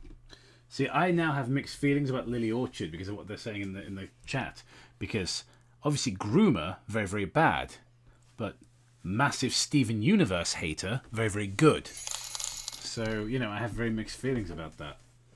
I love this guy's username. I like sort of like, it's a really bizarre picture you have as your it looks like a Renaissance era painting of a guy in a baseball cap. It's very strange looking. But thank you to your mother for the $10. He didn't call Lovecraft left wing. He called him definitely queer. No, I know what he said, but he was talking about how horror is written by left-leaning people. Then he listed off a bunch of people who were queer, but he didn't make a differentiation between the two. He was talking about left-wingedness in horror, and then he said, Mary Shelley was queer, Oscar Wilde was queer, James Whale was queer, Lovecraft was probably queer, but he was listing them off in the sense of, hey, we're talking about left-wing people. But yes, I didn't mean to misrepresent what he was saying, but yeah, he did go in with, it's written by left-wing people, and then listed off a bunch of people. So yeah, I stand by that criticism of him. And if that makes you uncomfortable or upset that I often do that in my videos, that's probably a good thing. This is the intended purpose of horror as a concept. It is designed to provoke, to question, to hold accountable, to breed and facilitate conversation. Hold accountable, yeah, we'll see how that goes. It drives me crazy to see anti-intellectual stances from people within genre spaces who say, why can't a movie just be a movie? Why does everything have to have meaning or stand for something? Can't we just have fun anymore? The best horror is fun. It does both. Fun and smart are not mutually exclusive concepts to each other, and it has always been that way. And it is crucially important to acknowledge that and understand our history if you're going to then apply that history to the works of the art form in the world that we live in today. If you are far right and think that I'm wrong, genuinely your favorite horror filmmaker would not only hate the things that you stand for, but chances are they probably also made a movie about it. Now, on a surface level, one could see horror as anti-women or pro-violence or, you know, kind of the things that I was accused of in the last chapter because of the nature of the art form. Which, yeah, all of that stuff exists. That's all out there. But I think if you're viewing the entire art form that way, that is a bit of a reductive and simplistic view of what these films are typically actually trying to say about how we should all treat each other as people. We have to remember that depiction in art is not necessarily an endorsement of what is being shown. I mean, looking at Lloyd Kaufman movies on the surface, you would think that they were practically directed by a Klansman. But if you actually pay attention to him as a person and as an artist, and what he's trying to say and the types of people that he allows on the screen, and also the people who are— Pause a second and just see if anyone's done a Has anyone done a chapter thing? Okay, well, someone's put where the Wendigoon part starts. Do you guys just want to, shall we just? Well, right before that, let's just have a look if he ever gets on to conservative horror films. I mean, that is using the word masterpiece pretty liberally. Also, why comment on my post? I've literally seen you tweet that you think I'm an idiot before. It's not like I'm going to play nice with you. To which he said, I have literally no idea who you are or any memory of prior interaction with you. But it's funny to me how you have no issue bashing a film but immediately get wounded by someone disagreeing with your public post. I think you're trying to make this person look stupid and I'm immediately agreeing with them. On like that for a little while and I wasn't wounded. I really try not to take things like that personally, but I'm always curious about the psychology behind why people talk the way that they do. I've never really liked how that guy just talks to most people on a daily basis. Our interaction even ended with him saying, oh my god, you are that guy. Yeah, I was rude about that because I did end up watching your video and hearing your side and completely disagreed with it, and thought it was a terrible, horrible, no good take. LMAO, copyright is there for a reason, good day, sir. Nothing is allowed to be criticized by— Are you gonna talk about and making light of the situation, when he said during that ongoing conversation, would love for someone to make a themed calendar of the daily controversies that take place on horror Twitter. Like, seriously, what are we angry about today? Although I couldn't help but laugh when days after our small argument he seemingly was still find conclusive evidence to say that 100%. But if they aren't, they really shouldn't feel comfortable casually using that word within their works. the hosts that she is staying with say they don't like the way that she is acting, and she calls them libtards and leaves. To the camera afterwards, she makes Okay, looks like he's actually talking about conservative horror movies now. All right, racial let's go. remarks about her own friends. A stranger asks Annie to use her car to drive a very sick older woman to get medical help. Annie refuses to do this and calls the woman a human trafficker. She only accepts when she takes advantage of the situation and charges the woman a lot of money to drive. She casually mentions that the elite are using children to harvest adrenochrome. And believe it or not, this is all in the first 15 minutes or so of the movie, before the horror even actually starts. It is an exhausting experience. For a popcorn horror movie, Hardy's void of a personality really does take any possible enjoyment that could have been found here. I never really use this kind of language, but in her case, it is warranted. Annie Hardy is a legitimately stupid person, and giving her a movie or platform to showcase her views from is dangerous. There's just no other way to put it. Giving somebody a platform to express their views is dangerous. Yeah, no deep-seated issues there. Is genuinely stupid, hiding behind an aesthetic, and should not be given a platform this large. At one point when talking about Trump with Medium, she said, "When everybody hates someone this much, I automatically like them. It's interesting because everybody hates you this much and I don't automatically like you. Because people are idiots. Plus, people all kind of hate me for no reason. I think I'm good. I try to embody the teachings of Jesus. People hate Jesus though, and they hate me, and they hate Trump. Oh great, now I look like I'm comparing myself to Trump and Jesus. But I mean, I'm not and I am. I just want everyone to be happy, even though they don't want to be. I don't know this person who you're talking about, and those comments do seem a bit unhinged, but, you know, without wider context as to who they are and what they believe in, and I don't trust you to give an honest assessment of this person. So, thank you very much to Brainflayer for the $5 Australian. Much like H.P. Lovecraft, this guy doesn't seem like a real person, more like a bouquet of issues shambling around in the vague approximation of a man so real. Silver Heart Soul, thank you. This whole part is I'm totally over my ex energy. You're not wrong. Major problem with Dashcam as a work of art is that it presents Hardy as a person with no criticism at all, similarly to Farmer Frank in The Dead Don't Die. The eventual problems that face her have nothing to do with her being forced to confront her dangerous ideology. The sick old woman ends up being a monster for largely unexplained reasons, besides some slight insinuations that the workings of a cult are at play, and Hardy and her friend have to kill it and escape. But at no point are these events actually tied thematically at all to the inclusion of her own personal hateful beliefs. There are times where they are seemingly presenting her views as foolish, or that we should think all of this is funny, but there's no effort placed in the filmmaking or writing to demonstrate that this is supposed to be a work that is lampooning Hardy as a person, rather than reinforcing her beliefs. You know, as the old adage goes, satire requires a clarity of purpose and target, lest it be mistaken for and contribute to that which it is intending to criticize. If you have a movie that is depicting a fascist, starring a real-life fascist who is basically playing herself, who is making a lot of money This guy is just a walking fedora from this project, with no clear substantial criticism of her views within the film, then, by that logic, have you not just made a fascist movie that both reaffirms her views, as well as giving her a megaphone to say them from? For some reason, people really loved Host, but this movie was a total failure in all regards. Funny that. I think that with the rise of social media, we have had the unintended effect within the genre of people who report on horror and write about horror, becoming closer on a personal level with the people who make horror media, and often take sponsorships and advertisements and free screeners and gifts to talk positively about the things that people they know personally have made. Some might call these things bribes. And I think that is a very gray area, where my personal position on the matter is that as a reviewer and critic and journalist, it is unethical to review the work or report on the doings of people that you have become familiar with on a social level. Now, this has always been the case to some degree. Film interviewees and journalists have always had a certain rapport with people in the film industry. Things wouldn't get done if that were not true. But rarely before the past decade has the line between professional respect and personal friendship been so blurred to this degree within entertainment publishing. And it is even worse within horror because the... You know how at the beginning of the stream, like, I was cracking jokes the whole time, like, pause joke, pause joke, pause joke. And this dude has sapped the fucking joy from my heart. Like, the love I have for making videos is slowly leaving me the more I watch this doughy, dead-eyed loser. This broke fucking pussy. Thank you, Cornelius Bulldozer, for the $5. Queer theory is Marxism, but replaces capital with normalcy and rejects limiting principles. So please don't call gay people queer. All right. Well, thank you for the $5, and I'll keep that in mind.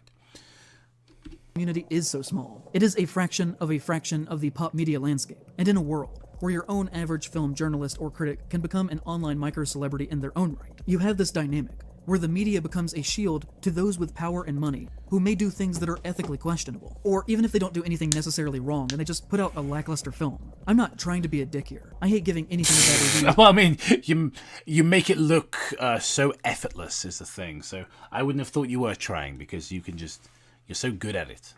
It's like somebody who's just like a master on the piano, not really paying attention. I'm not really trying to play Rachmaninoff right now. I just fucking talk and do it. Well, that's you. You can just be a dick without thinking. It's a real skill. Genuinely. I always go into art to try and meet it on its level, but just as an example of what I'm trying to talk about here, everyone in these spaces online tried to gas up It's a Wonderful Knife last year. It was even the cover story for Fangoria, and that thing was mid at best, barely passable, and only saved by Justin Long giving a total weirdo performance. But if you listened to the buzz online around it like I did, then you would have thought that you were about to sit down for an instant classic, only for you to sit there and worry that you must be the one with awful taste. But the writer, Michael Kennedy, is well liked within the community, and used to be popular on Twitter before he left. And at least from my perspective, I just got to wonder that if this film existed within a vacuum of its own, would the response have been what it was? And this happens near monthly. There are probably at least 24 other example. You're absolutely right. It is 3 hours of this. Like, this video has no fucking substance whatsoever.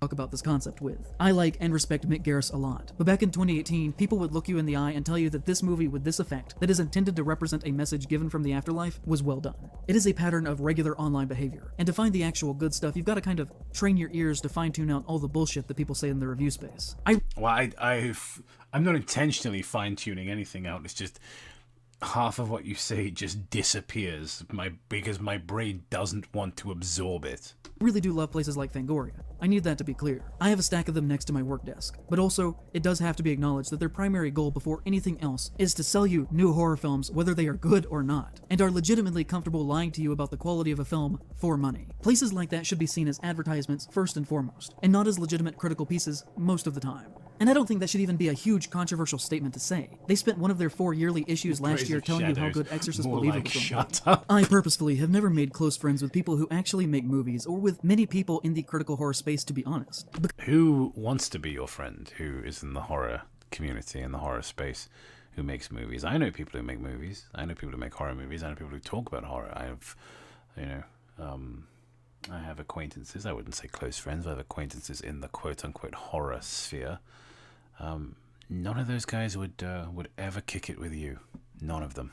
Because in a lot of ways that would compromise an integral part of my job. If I knew Mick Garris on a personal level, I would have probably not been shameless enough to say that about his movie just now. I think to be a critic, you have to purposefully distance yourself from the thing that you are criticizing, and to not do so in some circumstances is questionable. There must be a clear delineation between you as the critic and the subject of the criticism. Remember just a little bit ago when I was talking about Tananarive Due, completely sidestepping the controversy of Late Night with the Devil in her short tweet review. Well, what I neglected to mention about that... I didn't even know about this.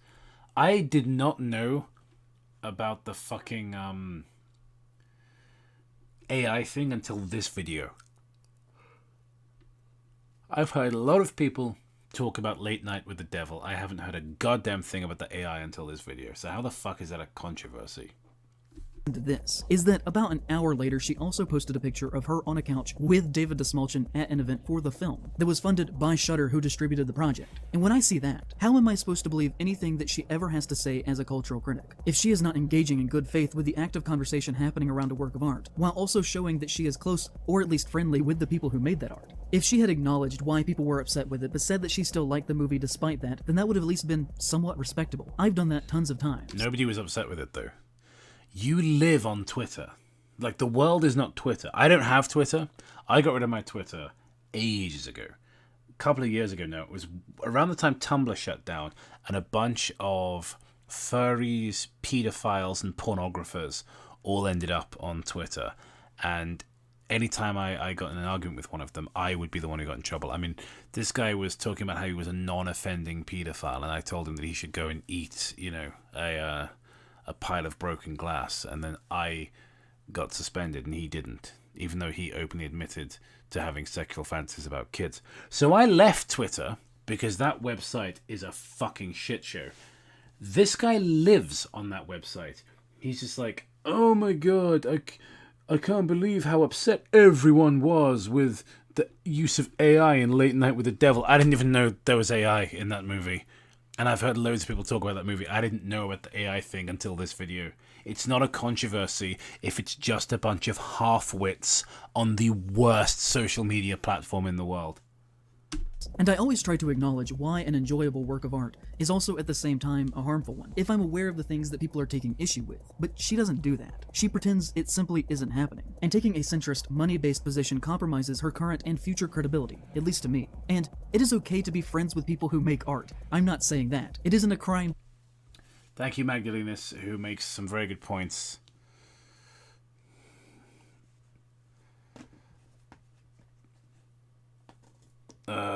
Lovecraft's inspiration and successor, Arthur Machen, August 30th. Motherfucking William Peter Blatty wrote Exodus 1 and 3. All devout Catholic conservatives. Yeah, you're absolutely right. Yeah, I say Blatty's work is so like heavily informed by his faith as well. Like there's so much of like Legion in particular, like has so much of that in there. Yeah. That she knows David Desmalchin. But I do think it is ethically wrong to engage yourself in an ongoing public conversation as a public figure if your own public position has been compromised by your personal connections. And every time this happens, I feel like I'm going a little bit crazy, especially because nobody ever really talks about this groupthink social media journalist and creator relationship psychology phenomenon at all. But everybody's got to kind of think about it sometimes, right? Like, Brandon Strusnick is the only person I've ever heard talk about this in at least a roundabout kind of way when he tweeted about the controversy surrounding Late Night with the Devil. I feel like there is no controversy. Like, it's just you and, once again, half-wits on Twitter. Nobody else cares. Level of this poor little movie towards a film currently in wide release with distribution on a pretty sizable streamer in a month because people are saying it sucks that it used AI. Just say you dug the movie, lol. I love and respect all of you, so I'm really not trying to be a dick. I just don't understand being mad at folks not wanting to support it. Cast and crew are paid. It's out there for the rest of the not terminally online to see. I think it's going to be okay.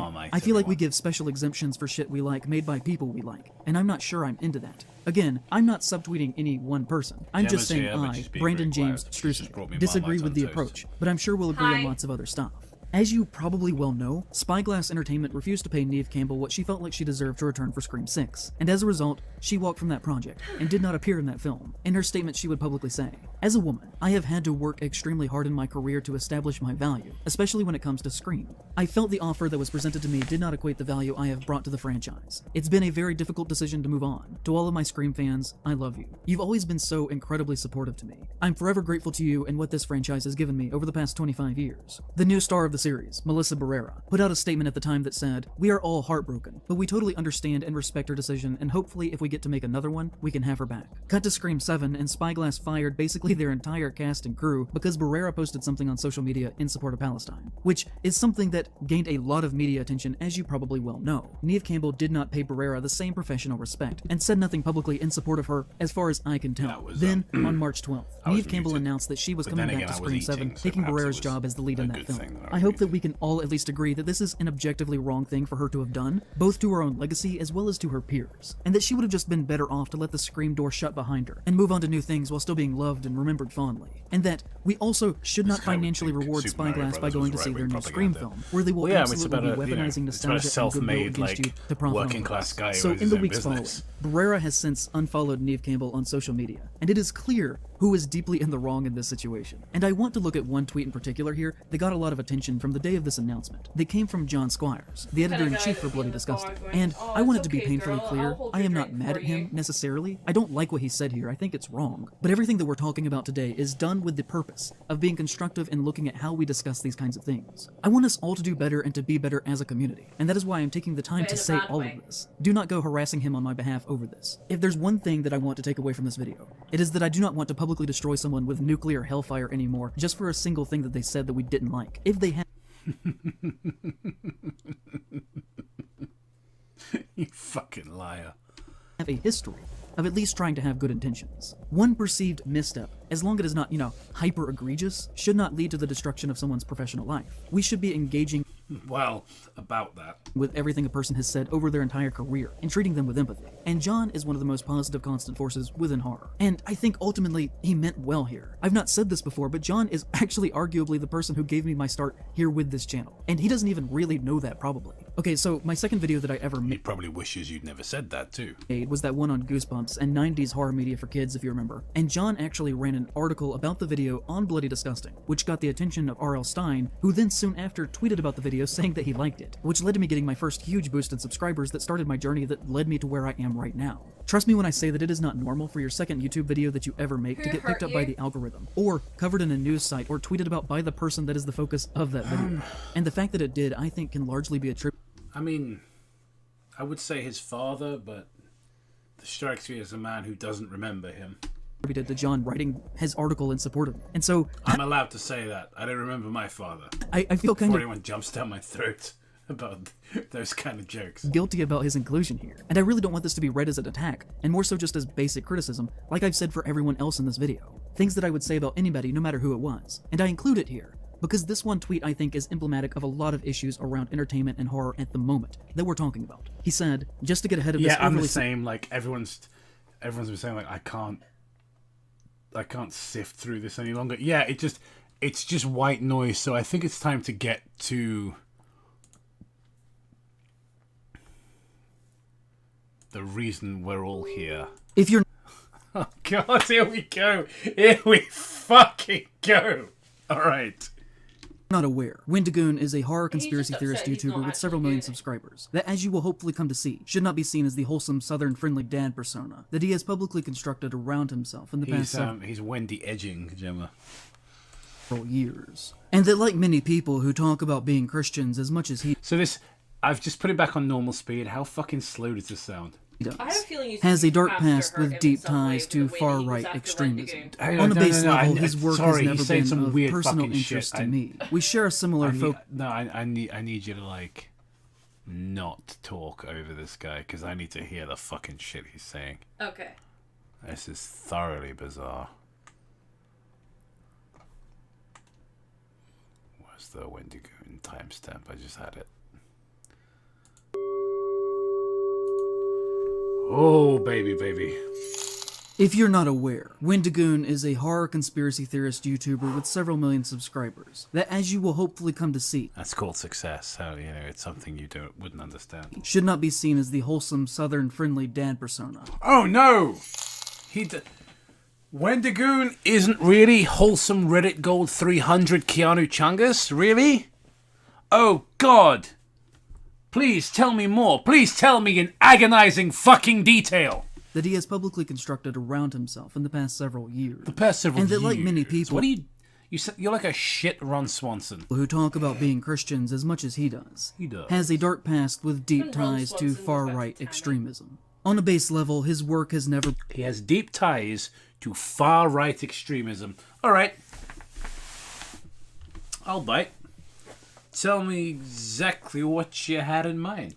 been of personal interest to me. We share a similar focus on topics that we like to write about, but Except he's successful. our similarities basically end there. Yeah, he's entertaining as well. I have no need or desire to hear 5 hours of opinions on Blood Meridian from a 21-year-old millionaire who got famous around the age of 19. Okay, I don't know anything about Wendigoon. I've seen a couple of his videos. There's no way he's 21. No. Dude looks older than you, bro. Like, there's no fucking way. But also, like, I have no desire to hear what a millionaire has to say about this book. Like, why not? Only poor people are allowed opinions. How much money does it take for your opinions to stop mattering? Guys, you better stop sending me super chats, because soon I'll cross a threshold where I'm not allowed an opinion on horror anymore. So saith the fucking arbiter of horror. This cunt. Thank you, Silver Soul, $9.99. This is mean, but I'm glad his channel is dead/dying. Also, hi, Gamma. You must mean Gemma. Hi! Okay, here's the thing, right? So I don't agree with you. I'm grateful for the donation, but I don't agree with you. I want this guy to learn. That's the frustrating thing. You're like, I don't know if anyone here has ever been a teacher. When like the kids are just stupid. Like, and you're just like, I just want you to learn. I just want you to read. I want you to learn to read. That's how I feel right now about this guy. I'm like, just look in a mirror. Just have a moment of self-reflection when you realize it isn't everyone else's fault all the time and you are fallible. But that's good. It's good to be fallible because it means you can change. I just want to shake this fucking guy. I'm like buried in there amongst the layers of visceral fat around your organs. You weak man. Somewhere is a guy with potential who could do something and make good content. He's in there trying to get out. And you have to let him out in Praise of Shadows. So I don't want this guy's channel to fail. I want him to learn and grow the fuck up. Just learn how to take criticism and be a better person. Fuck, man. Thank you, your mother, for the $5. Wendigoon hurt him, Gemma. Yeah, soon we'll find out what exactly Wendigoon did. And I know that is probably the most boomer thing that I have ever said. Apologies for that. But I say that to argue that I really do think that there are some works that are really not intended to hit the right way until we are older. There are some works that fundamentally will not be understood by you if you are wealthy and have always been upper class your entire life. And this may all sound condescending, but that doesn't stop it from being somewhat true. I don't mean that to think that you shouldn't be able to say or publish whatever you like at any point in your life. You're obviously free to do so. And I also don't want it to be seen as if I'm talking down to young people, because I'm not. Politically, they are frequently the most with it, and their voices should be heard on issues that pertain to them. No, 21-year-olds are not the most politically with it. That's just absurd. What a thing to say. They are looked down upon too often in our culture. What I'm talking about here pertains to the very act of writing itself. And with that, perspective. And I don't know if you can actually really truly be a good cultural critic with a voice that has a definitive perspective, without several years of genuine, independent, lived experience away from the home that you were raised in. And in his case, he became exceptionally wealthy by the time that he was 19 or 20. And so if you leave the home and immediately become famous... I swear the fucking background music is Atoms for Peace as well. Like, does he have the copyright to use that? Without having to ever actually truly struggle. Can you be considered to have ever actually had lived experience at all that would qualify you to give criticism on works of art about the experience of average and poor people? I would argue not. And if that is the case, why would your perspective matter as a critic? Not to mention the fact that Wendigoon was raised in a very wealthy family, and with that comes from a wealthy perspective. He himself has inadvertently admitted that his family at one point had millions of dollars. When he said once on stream, "Would you believe me that when my dad was young, he used to be in an organized crime gang and is now a Sunday school teacher?" So what? Like, you can have a go at Wendigoon because he had like a bad, family. Like, there were people in or rather that his dad used to be a lousy guy and changed. People can do that. I know that sounds really difficult to a guy like you who thinks he's right about everything all the time, but people can actually change and grow. Very wild life that guy's lived. He was in an organized crime gang that my grandfather ran. A lot of bad things went down. They got investigated by the FBI. My grandpa went to jail. My dad had to testify and tried to take up the business. The business fell apart, and he ended up losing millions of dollars to the state. Lost everything, found God, became a Christian, and is now both the best man and the best Christian I've ever met. That's a pleasant story. Like, it's a shame he was involved in organized crime. That's very sad. But it's good he turned his life around. But also, I'm not even here to criticize his body of work. I think his videos are very uninteresting. Bro, I mean, if you like that glass house that you live in, and you like the protection it gives you from the rain, maybe don't throw stones inside of there. And what I'm getting at is you calling other people's videos boring is a bit fucking rich. You doughy fuck. Thank you, your mother, for the $10. I'm sending you more money so that when I finally complete my Jeff the Killer making out with Freddy Fazbear in the Backrooms creepypasta, no one will respect your opinion of my masterpiece. It's true, I'll be too rich to have an opinion on horror. But ultimately, that is secondary to what makes him worth talking about. Oh my god, fucking hell. So what about successful filmmakers? This dude could put a hummingbird in a coma by talking to it. Like, it's extraordinary. The first of which are the very He has strong nothing of consequence to say, and yet he takes 3 hours to say it. beliefs that he seems to hold as important, that are in my opinion the antithesis of what horror should be about. What should horror be about, aside from scaring people? There are many things that are red flags that we could talk about, from the bizarre Red gun flags. ownership. What? What? That's the problem with these like really long videos. You can't really take them back. Like, unless you have... Can I do that double tap? No, I can't. The thing you do on mobile where you double tap for it to go 10 seconds back. He just said there are things that are red flags about Wendigoon. For example, the bizarre gun ownership. Thoroughly bizarre. An American owns guns. How strange. What a bizarre, weirdo, freak lunatic exercising his constitutional rights. The flagrant use, from my perspective, of his religion as a shield from criticism. Never seen him do that. Haven't watched every one of his videos. Don't have Twitter. Okay, I've paused and we've got Carl Rittenhouse on the screen. To the belief that he at one point followed many far-right accounts on Twitter, from Kyle Rittenhouse to Parler. Okay, I don't know who Parler is, but what's wrong with Carl Rittenhouse? If you're a public figure, I know this is difficult for you to understand, Mr. Nobody watches my videos, and I'm a miserable, depressed, jealous asshole, but Kyle Rittenhouse is a guy that you should be interested in if you're a public figure, because that's a guy who was completely fucking stitched up by the media. A guy who has been called a racist murderer when he shot a man in self-defense who was the same color as him. Like, how that translates to racist murderer is a great example of how the media manipulates people. And if you're a public figure, it's important for you to get to understand people like that and what they go through and how this stuff happens. How is it bad, for him to follow Carl Rittenhouse? Carl Rittenhouse is somebody a celebrity should fucking follow.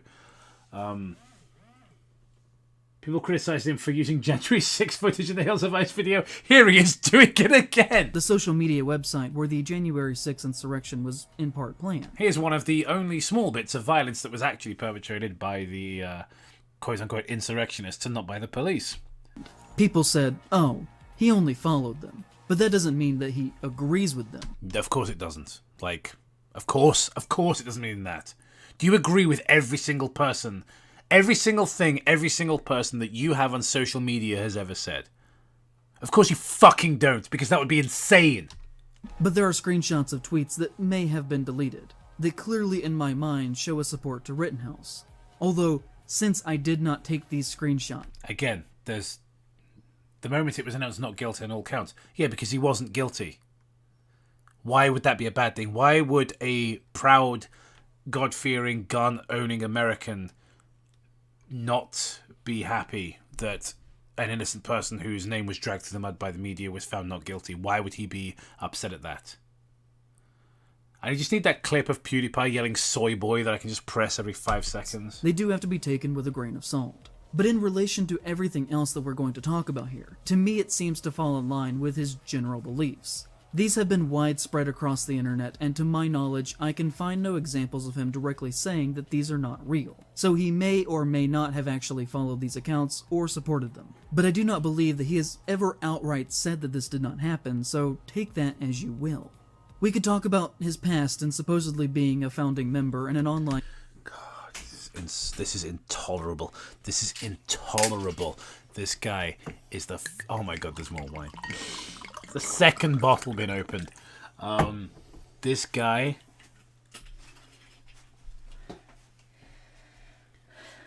is the... This guy is the Linkara of horror. Conspiracy theory group that, according to him, snowballed out of control into being a white supremacist neo-Nazi organized group that talk about his past and supposedly being a founding member in an online conspiracy theory group that, according to him, snowballed out of control into being a white supremacist neo-Nazi organization called the Boogaloo Boys. His online... I'm pretty sure Wendigoon didn't found the Boogaloo Boys, but... username at the time was Boogaloo Boy. And he claims to be the first to have started using it, but that he left the group and became Wendigoon after things started to get out of hand. Okay, so what you're saying is he was involved in a group, that was, like a gun rights kind of thing, and it got out of hand and became extremist, and he left. And he's bad. Like, he left. That's a good thing.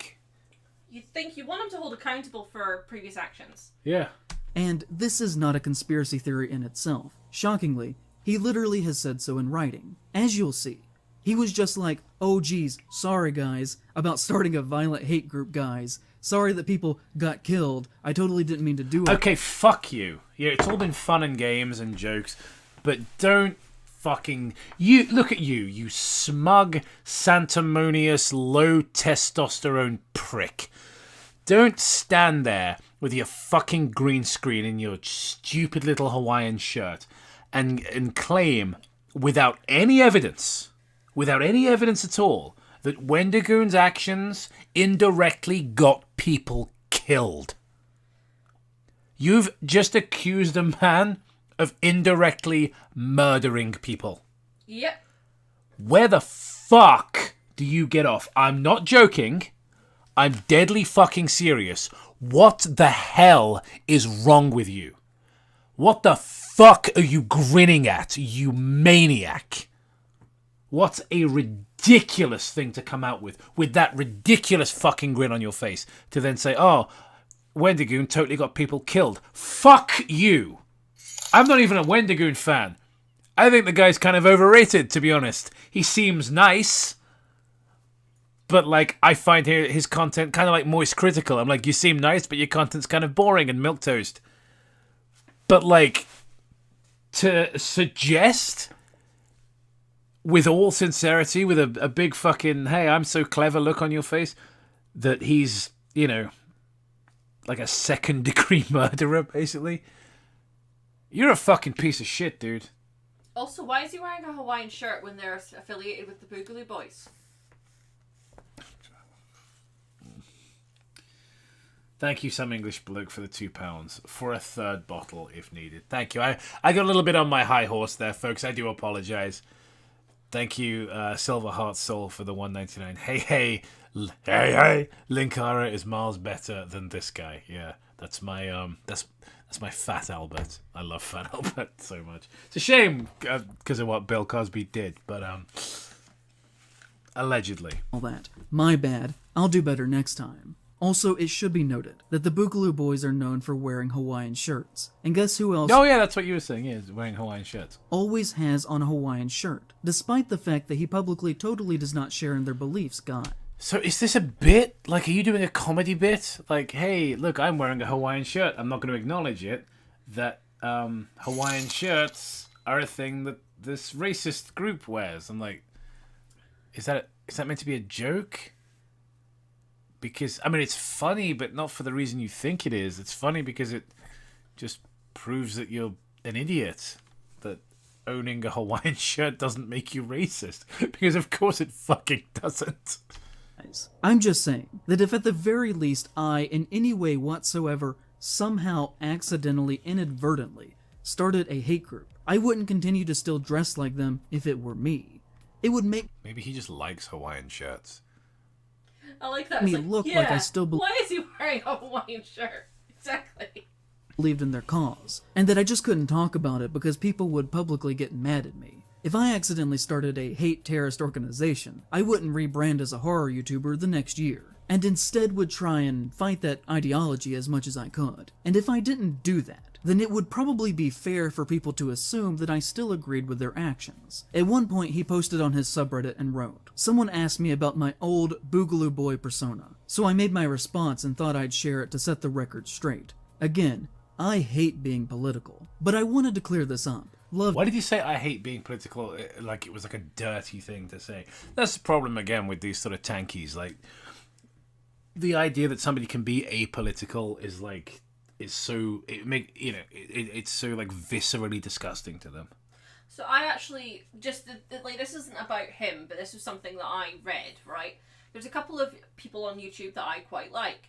People that are, for the most part, apolitical on YouTube, like Drew Good and Danny Gonzalez. that sort of thing, right? There's like a Reddit post that came up about somebody asking, like, what are Drew Gooden's views on Palestine? Because he's not posted anything about it. How the fuck is Drew Gooden an authority on, like, Gaza and all of that shit, right? How the fuck is Drew Gooden the person that you want to hear from? Yeah, I'm like, but then they were like, oh. Ah, yes. Known political correspondent, Drew Gooden. Yeah, the roadwork guy. Yeah. Like, but, you know, I just thought it was like, why do they owe you a response to anything like that?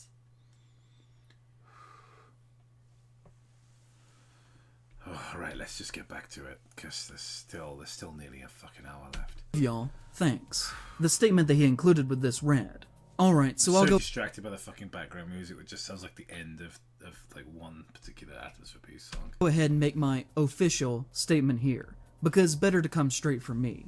Over 2 years ago, I was among the first to begin using the term boogaloo. Originally, it was a rendition of Che Guevara's, not that he was a good person by any means, code word for revolution, and I have always been a proponent of freedom and liberty. Unfathomably based. I believe in the divine rights of every human, and therefore, aspects of self-independence are important to me. Based! So I began using the word in small settings, and then decided to make a meme page using the name as no one had yet done so. To give you an idea, my name was Boogaloo Boy, and several have pointed to me as being the original and started the Hawaiian shirt thing, as I've always just worn those shirts. However, as the term became mainstream, more ideas began to come into the group. Everything from Antifa members to fascists wanted in on it, and the original idea became muddled and broken. I always meant it as a for the people thing, yet it quickly became something else. To give you an idea, I watched the same news station call it a far leftist movement and a far right movement in the same day. It became something I didn't want to be a part of, and so I left. Nothing wrong with that. Dropped the name, took a break, and decided to talk about things I enjoyed, like conspiracies and movies. Who? Weird Al. Yeah, Weird Al, the famous Boogaloo Boy. Yeah. Speaking of which, Silverhead Soul, thank you for the $1.99. Quagmire, my favorite Boogaloo Boy. Yeah, I think Billy Butcher from The Boys is my favorite. It's actually The Boys is short for the Boogaloo Boys. Yeah. They're gonna edit it so they all have Hawaiian shirts. Thank you, Joe Man, for the $4.99. Be careful calling him low testosterone. He might try to cancel you on Twitter. Well, I'd never find out because I don't have Twitter. I'm just saying he looks like he has low testosterone. Like, I started out being like, at the beginning, oh, it's wrong to kind of shame people for their appearances, you know, and I'm not in the best shape, whatever. So I'm not going to shame this guy for his appearance. And he pissed me off so much that I just fully like embraced the hypocrisy. I was like, no, you know what? I'm going to call this guy like a doughy fucking mustachioed loser. Under the new title, Wendigoon. It was something I acknowledge, but am not a part of anymore for what it became. Some of my current followers and friends were with me then, but I'm not a part of that anymore. So, do you remember when armed men were arrested a few years ago for planning the kidnapping? Yeah, I always thought that the Boogaloo thing, I didn't know it was Che Guevara reference, to be honest. I thought it was a reference to Breaking 2 Electric Boogaloo because I heard it referred to as Civil War 2 Electric Boogaloo. But yeah. Obviously I'm mistaken, but somebody brought that up in the chat and I was like, yeah, I remember that. But, you know, oh well. I think I saw that on just like a post, like a green text or something. Michigan Governor Gretchen Whitmire. I've never been on 4chan, but I've seen green text just posted on Instagram and Facebook so many times. Also, I'm thinking of ditching my Facebook, so if you have me as a friend on there, follow my Instagram instead, because that's where I'm going to be moving everything over to. That was the Boogaloos. Do you remember when white people showed up at the George Floyd protests and caused property damage and violence in the hopes that black people would be blamed for that? That was the Boogaloos. Okay, no.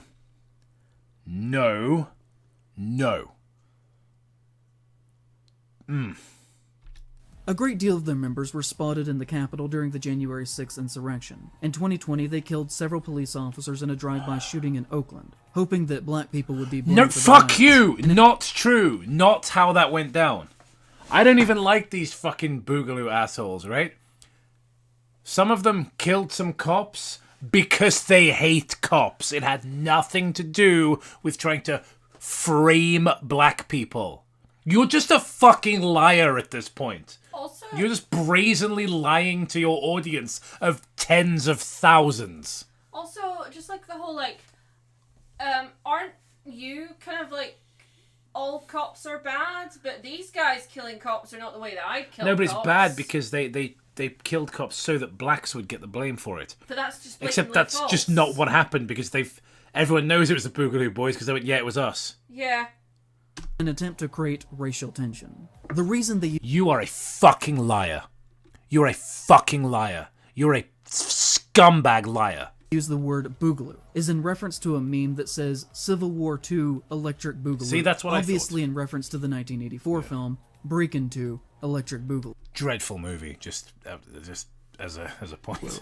Okay, so let's take a closer look at some of the phrasing of his official statement. First off, I have tried and failed to find any connection to the word boogaloo to Che Guevara. In fact, when you Google Che Guevara boogaloo, you just get things related to Wendigoon. When you type in Che Guevara word for revolution, you get things related to Wendigoon. Che Guevara died in 1967, and the earliest example of the word boogaloo that I can find was in 1966, in relation to the musical style. So I would wager that that is more than likely a lie, to cover his actual intentions and sympathies that he held as a seemingly radicalized teenager. According to the Center for Strategic and International Studies, the word boogaloo began to appear in online forums related to hate content on 4chan somewhere between 2010 and 2012, when, I Wendigoon really would like that patch though, the synthwave Boogaloo patch. have been about 10 to 12 years old. Specifically, I have seen multiple times that it is believed to have been born on gun-related forums. I can find no evidence that within their organizational structure, that they have any allusion to their values starting or being connected to Che Guevara in any capacity. Well, one would, certainly hope not. I mean, yes, they descended to killing cops and doing all sorts of awful things, but as they started, they were, as Wendigoon pointed out, they were about personal freedom and liberty. One would assume they had nothing to do with Che Guevara, an authoritarian who murdered countless homosexuals. So claiming he was the first to start using it, or among the first, is not true, and is frankly a bizarre claim to make. By the time he would have made his Boogaloo Boy username, the word would have already had a near decade of being entrenched into the deepest layers of alt-right internet radicalized extreme racism. He wants to simultaneously be seen as distant from the organization, but still dresses like them on a daily basis. And Shut your fucking human Twinkie ass up. Oh my god. You funky, big chungus looking ass.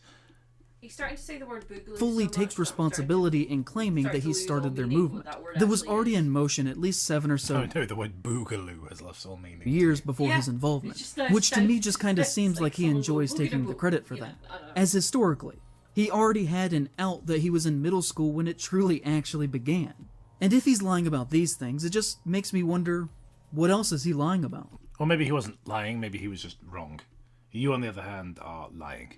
And the difficulty in seeing the lies and between the things that are true is always the point with these kinds of people, who say, for instance, that they do not believe in far-right hate, while doing something else at the same time, such as wearing a distinctly coded Hawaiian shirt that would be understood by the initiated.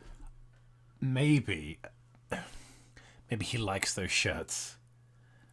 Maybe it's not a racist dog whistle. You fucking lunatic. As Jared Thompson puts it, who works with the Transnational Threats Project that focuses on the evolution of digital terrorist networks, Boogaloo memes and slang are often deployed in similar formats, and using similar language to more mainstream internet discourse, creating a challenge in parsing the difference between complex inside jokes and memes that are used as a tool of Boogaloo extremism.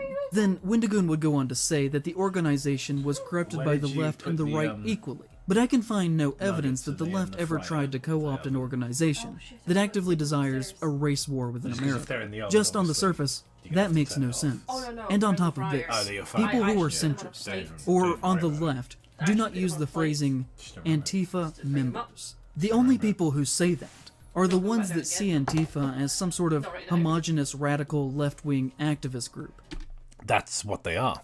That's exactly what Antifa are. as opposed to a general term for anti-fascist movement. No, don't do that. Don't fucking lie. Antifa is not a general term for anti-fascist. Anti-fascist is a general term for anti-fascist. Antifa are the people that shut down debates and hate free speech and shriek at the top of their lungs when people try to speak and pepper spray people. Yeah. That's what they are. They're people who, riot and stop, shut down free speech and shut down debate. That has nothing to do. In fact, that's fascism. Antifa has nothing to do with anti-fascist, and to conflate the two, that's like saying, well, Hitler was a socialist because it says National Socialist. It's bullshit.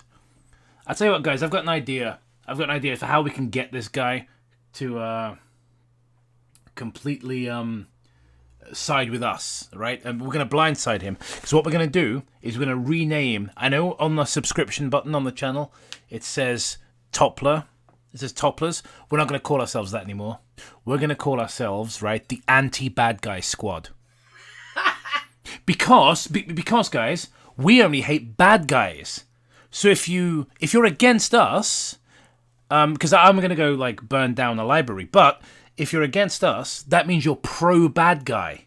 Mm-hmm. Because the Anti-Bad Guy Squad is just a general word, a general catch-all term. It's not even though it contains the word squad, it's not a radical movement that I've started to burn down libraries, no. Fucking idiot. Fucking imbecile. He is intellectually dishonest, weak little man. kind of telling on himself by saying Antifa members. What else would you call them? Guys who walk around with the fucking balaclavas on and the Antifa patches on themselves. Gang members seems pretty fucking apt to me. You lying sack of shit. As if they are a part of an organized political militia. They are. That's what they are. Like many alt-right groups are, such as the Boogaloos. Don't say alt-right. Alt-right's a fake thing. And saying that there was harm and violence perpetrated... Saying alt-right is like calling people QAnon. It's absurd. It's preposterous. on both sides is the kind of language that other fascists, like Trump, say to disorient people and to not... How the fuck is Trump a fascist? You maniac! Other fascists, like Trump, and then gives no example. Like, oh, this guy, I don't like him. The only president in my lifetime who didn't start any wars, total fascist. I don't even like Trump, but it's just like... How fucking stupid do you have to be? I'm not even from your country and I know more about how it works than you. You twat. Here's the thing.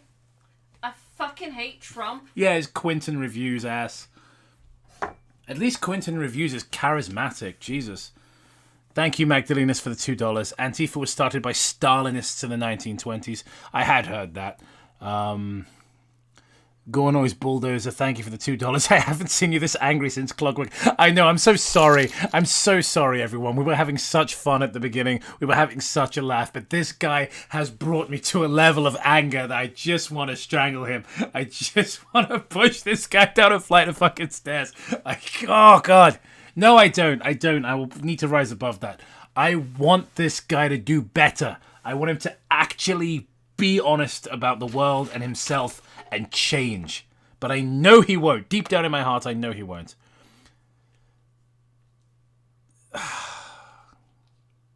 Thank you, Silverheart Soul, for the $9.99. Wait, no, that's not what he said. He said the news called them both extreme right-wing and leftist on the same day. You are lying on his name. No, absolutely. Yeah, this guy's a fucking liar, man. This guy is a liar.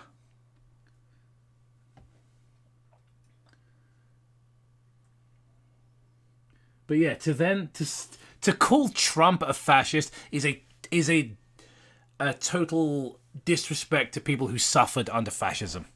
Mm-hmm. Genuinely, like I don't like Joe Biden either, but that's like calling him a communist. It's disrespectful to the people who suffer under communism today. I have a couple of people at my work, and they are from Eastern Europe. One of them being from Croatia, and the other one being from Poland. And they, but both of them are there because they fled the country because of fascism. And I bet if you called somebody that you didn't like a fascist, it's not a nice thing for them, right? No, to be reminded of that, because it is absolutely. Yeah, like calling Trump like a fascist is like calling Biden. Yeah, it's like calling Biden the communist. It's just, it doesn't make sense. This guy's annoying. Yeah, or calling him mentally far-right extremism for what it is. He makes the bizarre false claim that he invented the use of the word boogaloo as a No, he didn't. for the people kind of thing. No, he didn't say that. And he You made that shit up. You showed his comment where he didn't say that. doesn't believe in what that group did with his idealization of anti-government ideals, and also wants it to be very clear that he is not a political person.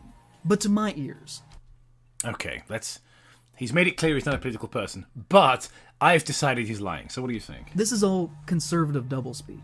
And I hope that this is becoming obvious to you as well. In my opinion, there is a regular pattern of behavior there, from supporting Rittenhouse to having multiple What's wrong with Carl Rittenhouse? The dude literally fucking defended himself and was defamed by the media and, you know, paraded as some kind of monster to clapping seal idiots like you. ties to other far-right extremist figures. That I think a clear I'm picture way too fucking drunk for this.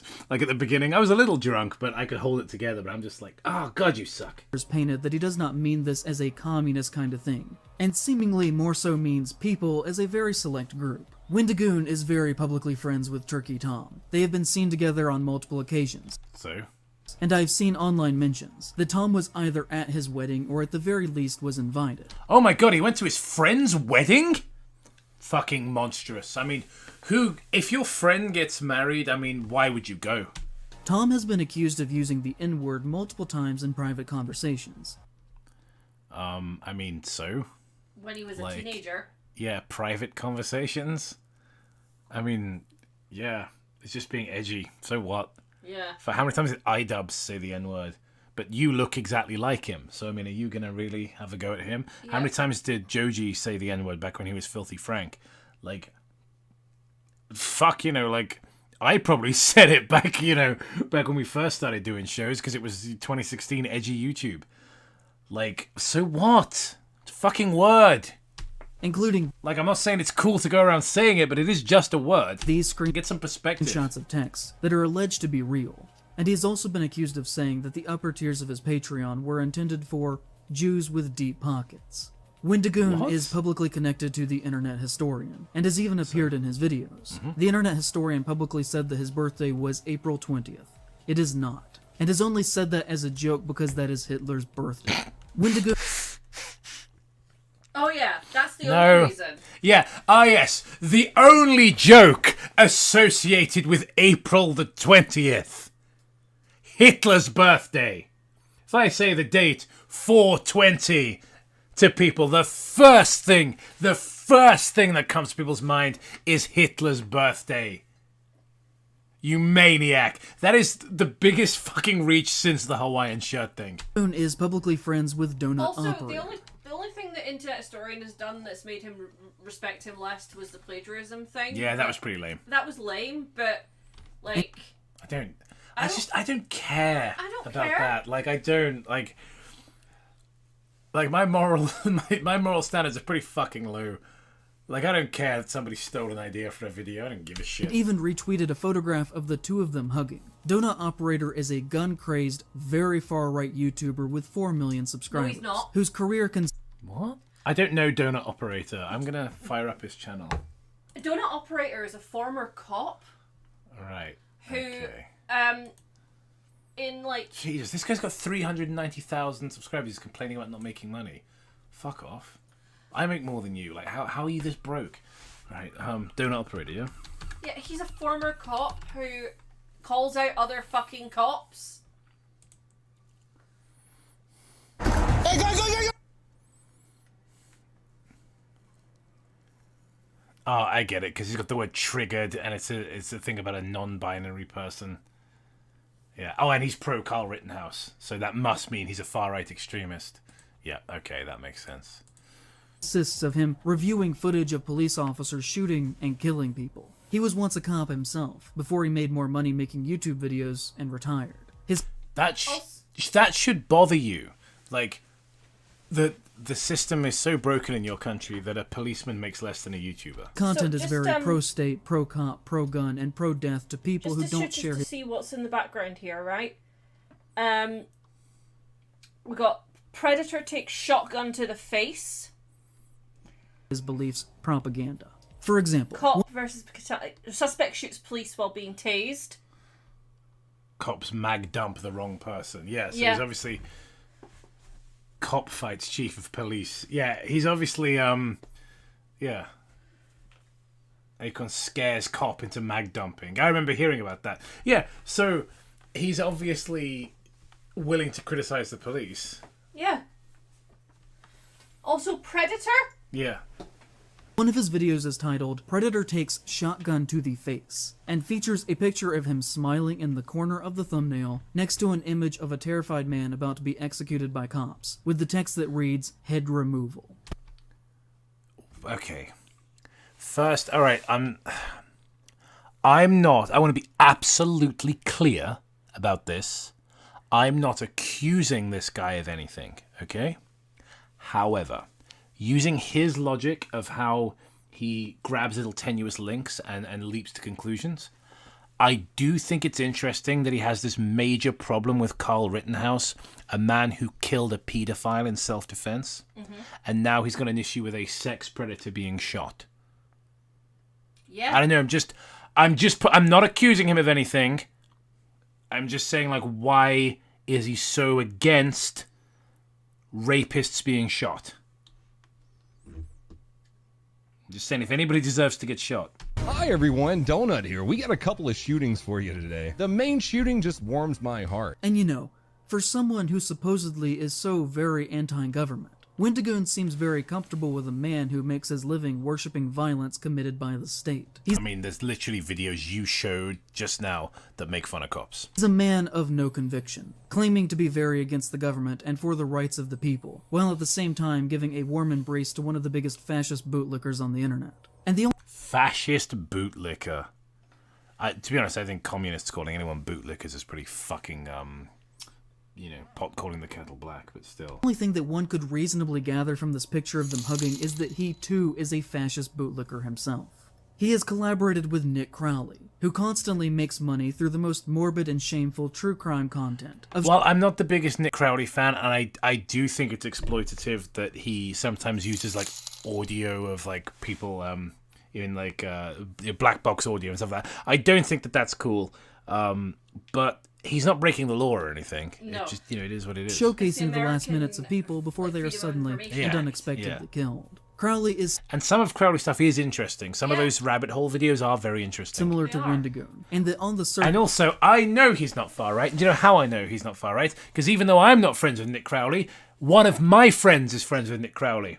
And that friend is a very sort of out and proud gay transgender musician who actually recently dropped an album, which I've been sharing on my Instagram.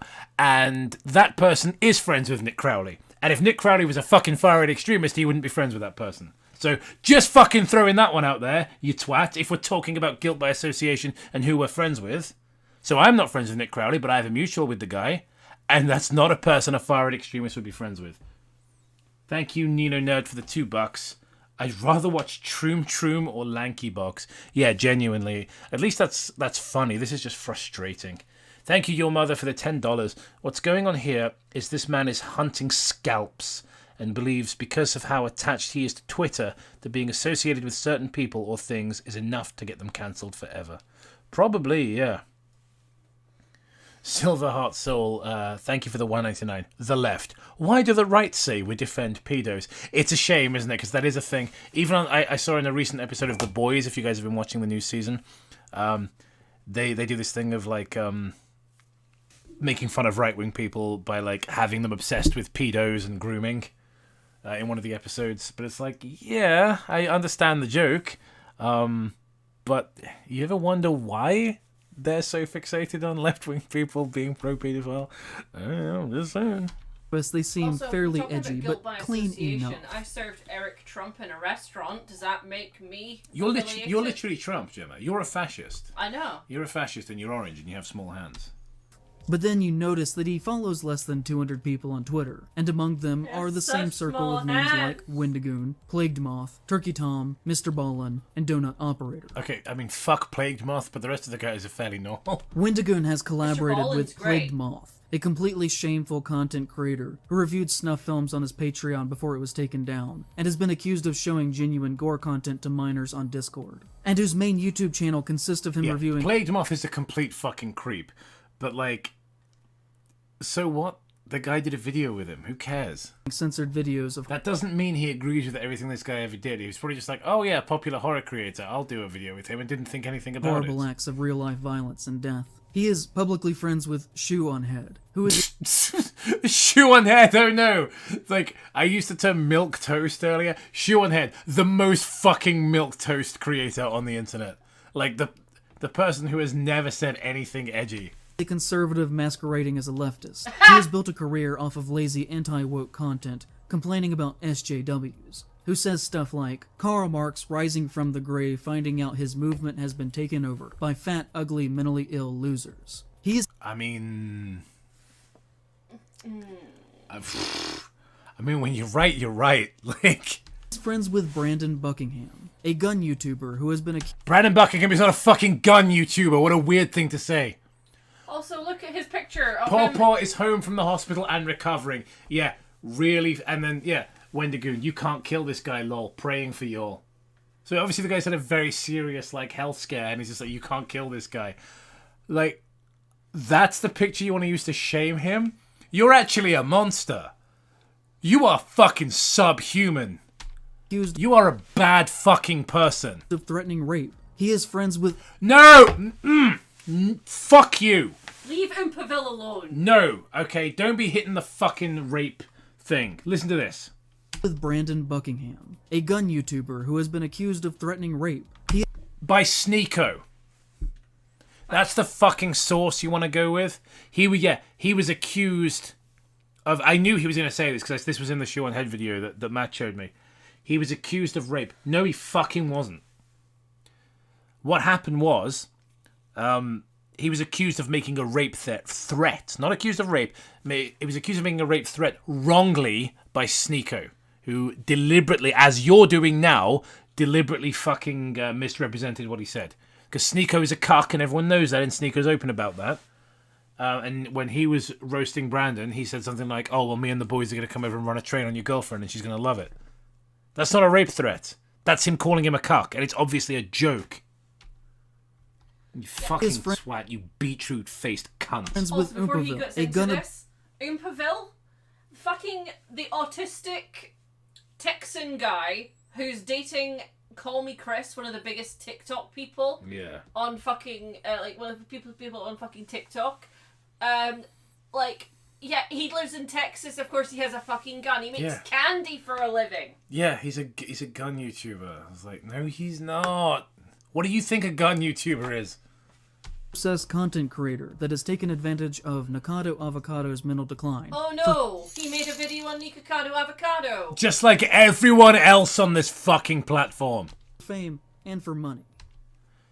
Yes, he took advantage of Nikocado Avocado, a grown man, a consenting adult who makes an absolute fucking fortune off of this website. Something you obviously know very little about. And on top of that, has Cameo made being content about with the human $1,000. trafficker, Andrew Tate. Alleged, okay. I mean, fuck Andrew Tate and he's probably guilty, right? But he interviewed him. So what? People interview... Fucking dictators have been interviewed on the news. I've seen like Robert Mugabe interviews and stuff. Does that mean the people who interviewed them agreed with them? Also, Impaville he also interviewed the vegan teacher, who's like a proper like fucking weirdo, spent the time just sort of like, oh my god. Thank you, Grey Warden Invasion, for the €5. First, I thought this guy was so boring I could fall asleep while standing, but now I have almost forgotten about going to sleep. It is 1:30 in the morning now. Yeah, I'm gonna have to. I've got work tomorrow. I'm gonna have to wrap this up soon. I was gonna get more into it about his Twitter and stuff, but yeah, I think after this video I'm gonna have to go to bed. He is friends with Mutahar, who argued... Why do you say it like that? has made content with the human trafficker Andrew Tate. Alleged. He is friends with Mutahar, who... Mutahar. That's like Foo Fighters. Also Mutahar. He's friends with Mutahar. Foo Like, why'd you Fighters. say it like that? Like, yeah, it's Mutahar. What's wrong with the Mutahar? And again, Euro of Time, who again is left-wing and transgender, is friends with Mutahar. So, yeah, talking at your ass. Again, there's people I know who know people. So, I'm not friends with these people, but, like, I know people. So, like, yeah. It's like Sage, who's friends with fucking Nick Crowley, and, like, Hero of Time, who's friends with Mutahar. It's like, yeah, trust me, these people are not fucking Nazis. argued against Andrew Tate being deplatformed from social media websites. Before he was accused of human trafficking, because it is wrong to deplatform people. And has recently showcased a great deal of transphobia in his most recent video. Again, I know he has trans friends, so that's definitely not the case. He has publicly interacted in a friendly way with the account Rock Solid on multiple occasions. And with just a quick look at their profile, I saw them liking anti-trans posts and neo-Nazi content. He interacts positively with Disclose.tv, a far-right propaganda website that uses hate speech, engages in Holocaust denialism, and platforms neo-Nazis. He has appeared... That's probably not true, but I haven't seen the website before, so... appeared in content with Mr. Guns and Gear, whose Twitter bio reads, dedicated to restoring the civil rights of Americans. Oh no! Oh no, wouldn't you be pro that? Wouldn't you be for that? Oh no, because you hate America, let's be honest. Let's call a spade a spade. But despite that, he's tweeted negatively about trans people many times. He has interacted positively with Garant Thumb, who has said, the traditional family should be encouraged and strengthened. How awful! What a Nazi! I see little to no support from the government or big media. He has said anti-trans statements. He has called people Such as? degenerates, and has said that non-traditional sexual interactions are a Swinging disgusting, is hedonistic... I'm not going to say whether I agree or disagree. I don't care what consenting adults get up to. I'm very much on the live and let live side of things. But, like, I feel like me and this guy would not get along because because I understand why you think it's disgusting and hedonistic is a disgusting hedonistic lifestyle.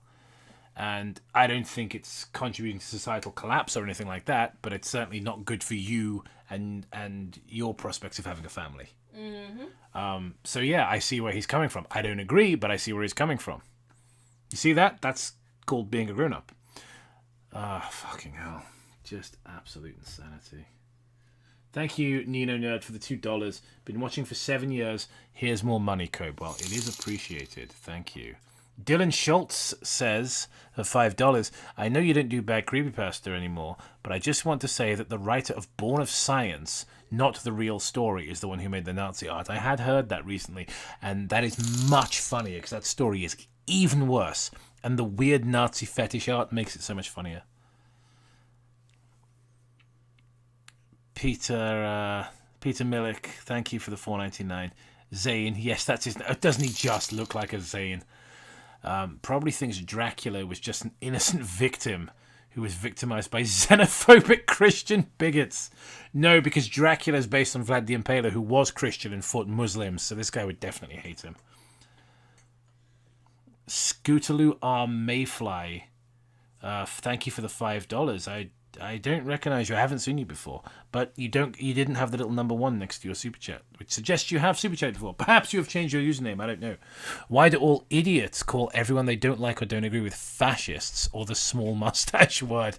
Yeah, honestly, it's just stupid people. Stupid people being stupid. Lifestyle. That is the breakdown of the family unit. Wendigoon is publicly friends with Brandon Herrera, who has made jokes that implied that he was sympathetic with public shooters who killed leftists, and collaborated with Kyle Rittenhouse, who has... Why do you hate Kyle Rittenhouse so much? It's so weird. ...posted images of himself with an MP40, which is a gun used by the Nazis. It's a good gun. Like, who cares that the Nazis use... Other people have used them as well. That he described as the original ghetto blaster. I've also seen people insinuate that Herrera was with Wendigoon in the days of being part of the Boogaloo movement, but I cannot find substantial proof on if this is true or not. But I've seen several I think it's really funny that he called Wendigoon a conspiracy theorist earlier on in this video. comments saying this, so online it is at least culturally believed to be true. He has appeared in Everyone gun-related knows the Hitler drank water meme. It's this guy. He absolutely is that. content with Haley Luan, an influencer whose content is based entirely around making the United States military appear fun and bizarrely sexually appealing. Which again, for someone who is supposedly anti-government, he sure does seem to have a lot of wealthy white friends who actively work to uphold the values of the American Empire. Mutahar white. Why is it bad to have white friends? Aren't you white? You actually see the fucking self-hate in his eyes. What a great still frame. This should have been the fucking thumbnail. Jesus. Look at that. I mean, that's the guy who's walked in on his wife getting fucked by somebody else, right? Yeah. No wonder he took something Sneeko said as gospel. It's like, oh well, just wait downstairs, shall I? Yeah, I'll put the kettle on. Or we could talk about the time that he stole art to use in promotional material for his videos, and then blamed it on his editorial team instead of just taking the responsibility. Then, of course, Probably was his editorial team. Mistakes get made. This is what happened at Cinemassacre when they had to fire somebody. Yep. there is Mistakes get made, dude. his username. To the Algonquin people, the Wendigo is a negative spiritual symbol that is to be avoided and whose name is I already know. I already know this is going to be about cultural appropriation. I can feel it in my fucking gut. to never even be said out loud or written down. So I know there's a bit of a hypocrisy there on my part, but we kind of do have to say it for academic purposes, so apologies for that.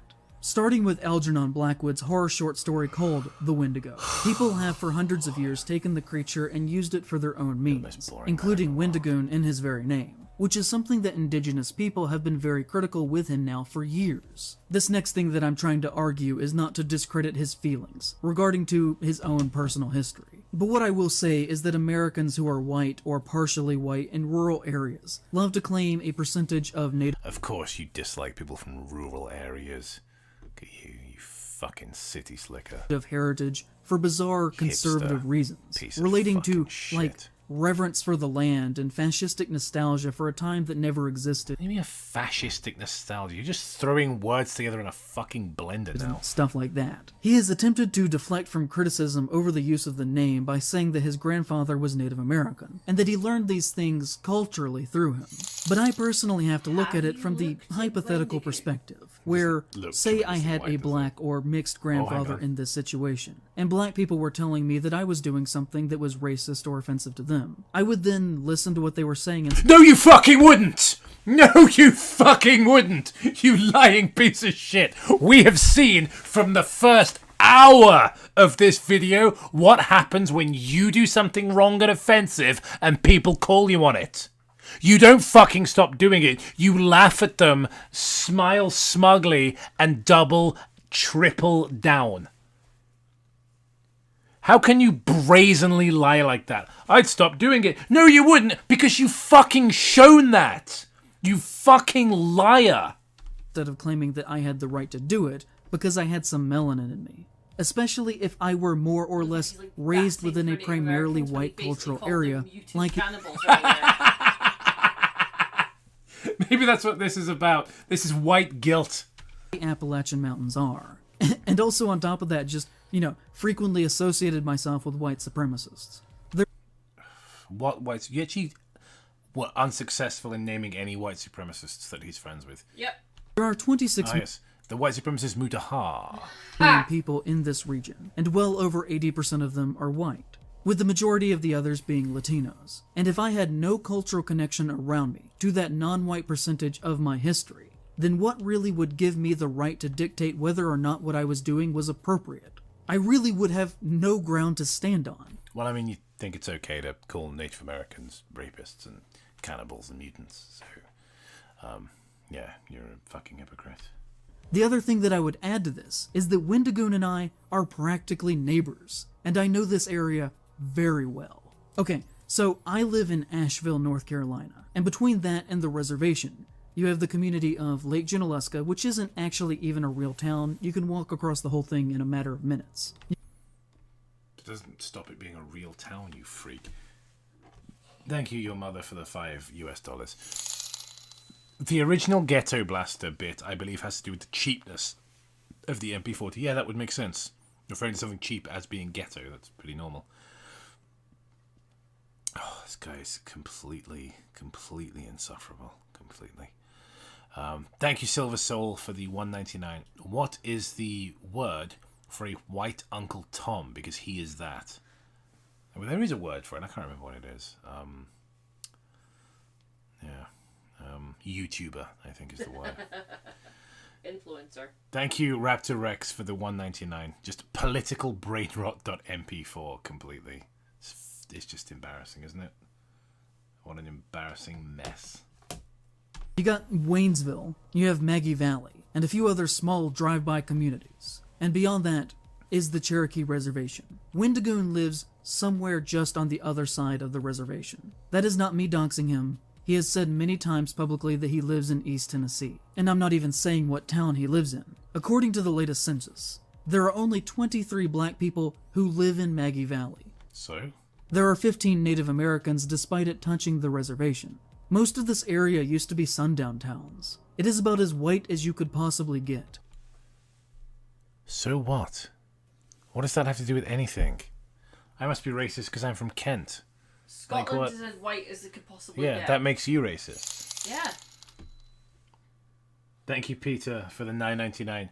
Zane actually tries to deny that Wendigoon has Native American heritage, which he actually does have, because according to leftist doctrine, anyone who isn't white is incapable of being racist. Yeah, it's so fucking bizarre. And the thing is, just not to be that guy, but just fucking look at Wendigoon. Look at his, John Redcorn looking ass.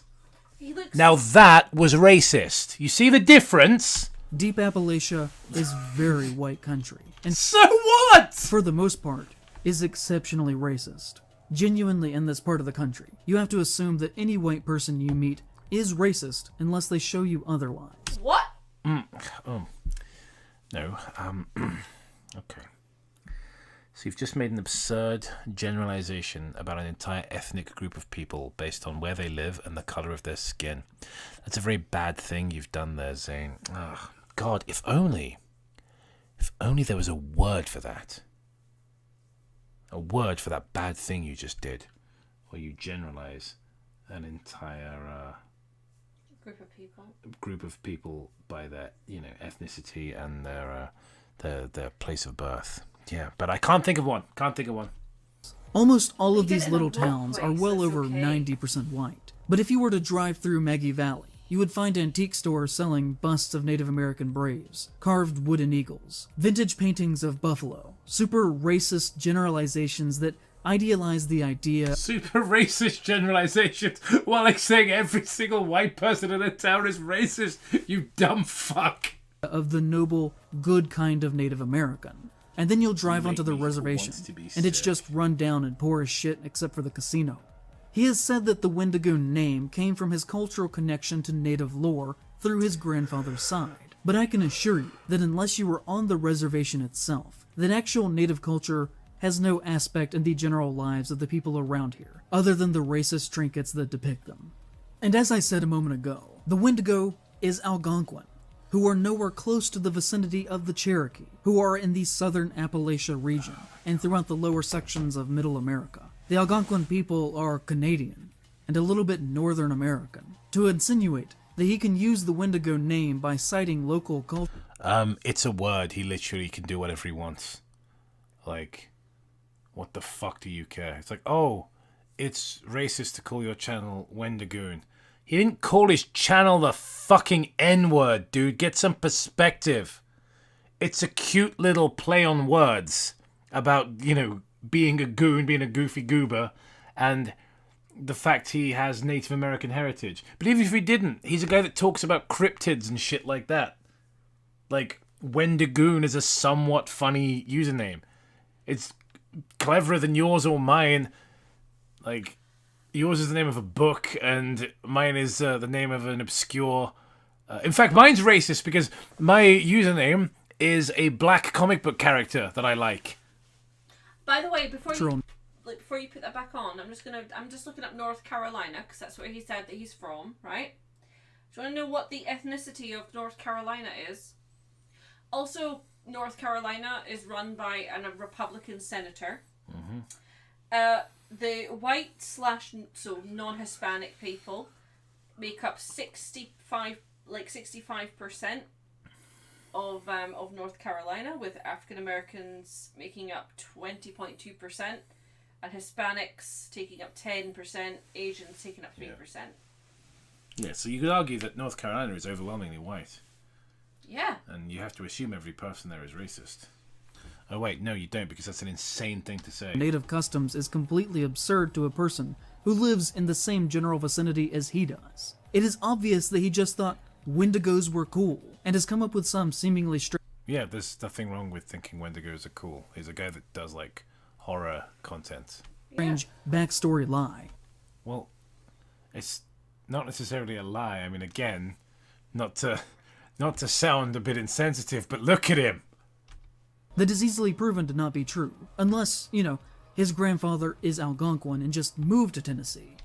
You're really gonna act like no other Native Americans ever in the fucking 21st century ever heard of the Wendigo, when white people know what it is? Just like the comments. But if that were the case, I don't know why he wouldn't just come out and say that by now. And the reason why he doesn't is because it isn't true. There's a lot of bizarre, religious-like mythologizing around his past that I particularly hate. Someone just said in the chat I should change my username to Skinwalker Texas Ranger. Yeah, that's it. That's all it is. It's a clever pun using a Native American thing. And it's not even clever. Skinwalker Texas Ranger is a clever pun, but like Wendigo's not even that clever pun. It's just like it's a somewhat fun. Like I like the name. It's a good username. Yeah. Like it always being said that his interest in cryptids and horror began with oral folk tales in Appalachia that are passed down and told to children. I assure you, as someone who lives near him and has for most of my life, this is call yourself that. Yeah, somebody who lives near him, but he didn't invite me to his birthday. Total bullshit. And as some Yeah, I can't. You would be an expert on bullshit. weird, false, cultural, imaginative idealization of the American South that is not actually true to the real Appalachia. We aren't sitting around at night talking about the goddamn Mothman and shit. I even came from a poor family, and he didn't. When I Who the fuck cares, bro? Did he just say I came from a poor family and he did? Yeah, what the fuck does that have to do with anything? Who cares? It's like, oh, my parents were broke, and now so am I. What a huge flex, dude. I was a kid, I have seen people riding into towns on horseback. He admits to being raised by millionaires who got their money from crime. He just likes spooky stories, which is fine. So do I, obviously. But to come up with some weird folksy reason as to why he became a folklore YouTuber that somehow culminated with the destiny of local oral tradition is the kind of language that is used by members of a cult of personality. They might as well claim that he was born on a fucking mountaintop. Nobody talks about it. But don't you think it is extremely weird and off-putting that all of his fans call him Dad? Isn't that... Not necessarily. Trust me, I have some fucking way weirder fans than that. Not you guys. You guys are awesome. In my Instagram DMs, I got some fucking freaks. Well, in my Instagram DM requests. What I'm saying is, it doesn't matter that his fans call him Dad. Some of the people I follow have the weirdest fucking fans. Like some of the bodybuilders I follow, people just call them Daddy, and they're just like, when are you gonna oil up? It's like, trust me, people on the internet are fucking weird. Really strange? What follows is an exchange between two anonymous indigenous people about how they feel about him and his behaviors. I've been watching a YouTuber named Wendigoon for a long time, and I noticed that his username always made me feel weird. That's because he you're often a pussy. uses Wendigo imagery in his merch, and made it a part of his brand. Yeah, He says Why that his wouldn't he? grandfather Why is wouldn't he do Cherokee, that? and taught yeah, him when the he legend, did and I'm not going to bad make assumptions on if he is vibes. lying or not. He's But I just really feel bad really vibes, weird man. still. It feels really disrespectful to me to use that name. I'm not sure if I'm being a baby about it, or if there's something wrong here. He has also said some shit about cultural fucking appropriation ready, that put up some goon. serious red flags for me. The Wendigo comes from the Algonquin people. I don't think Cherokees come from that group. Plus he's presenting the So what? You know what a Wendigo is, and you're not from either of those ethnic groups.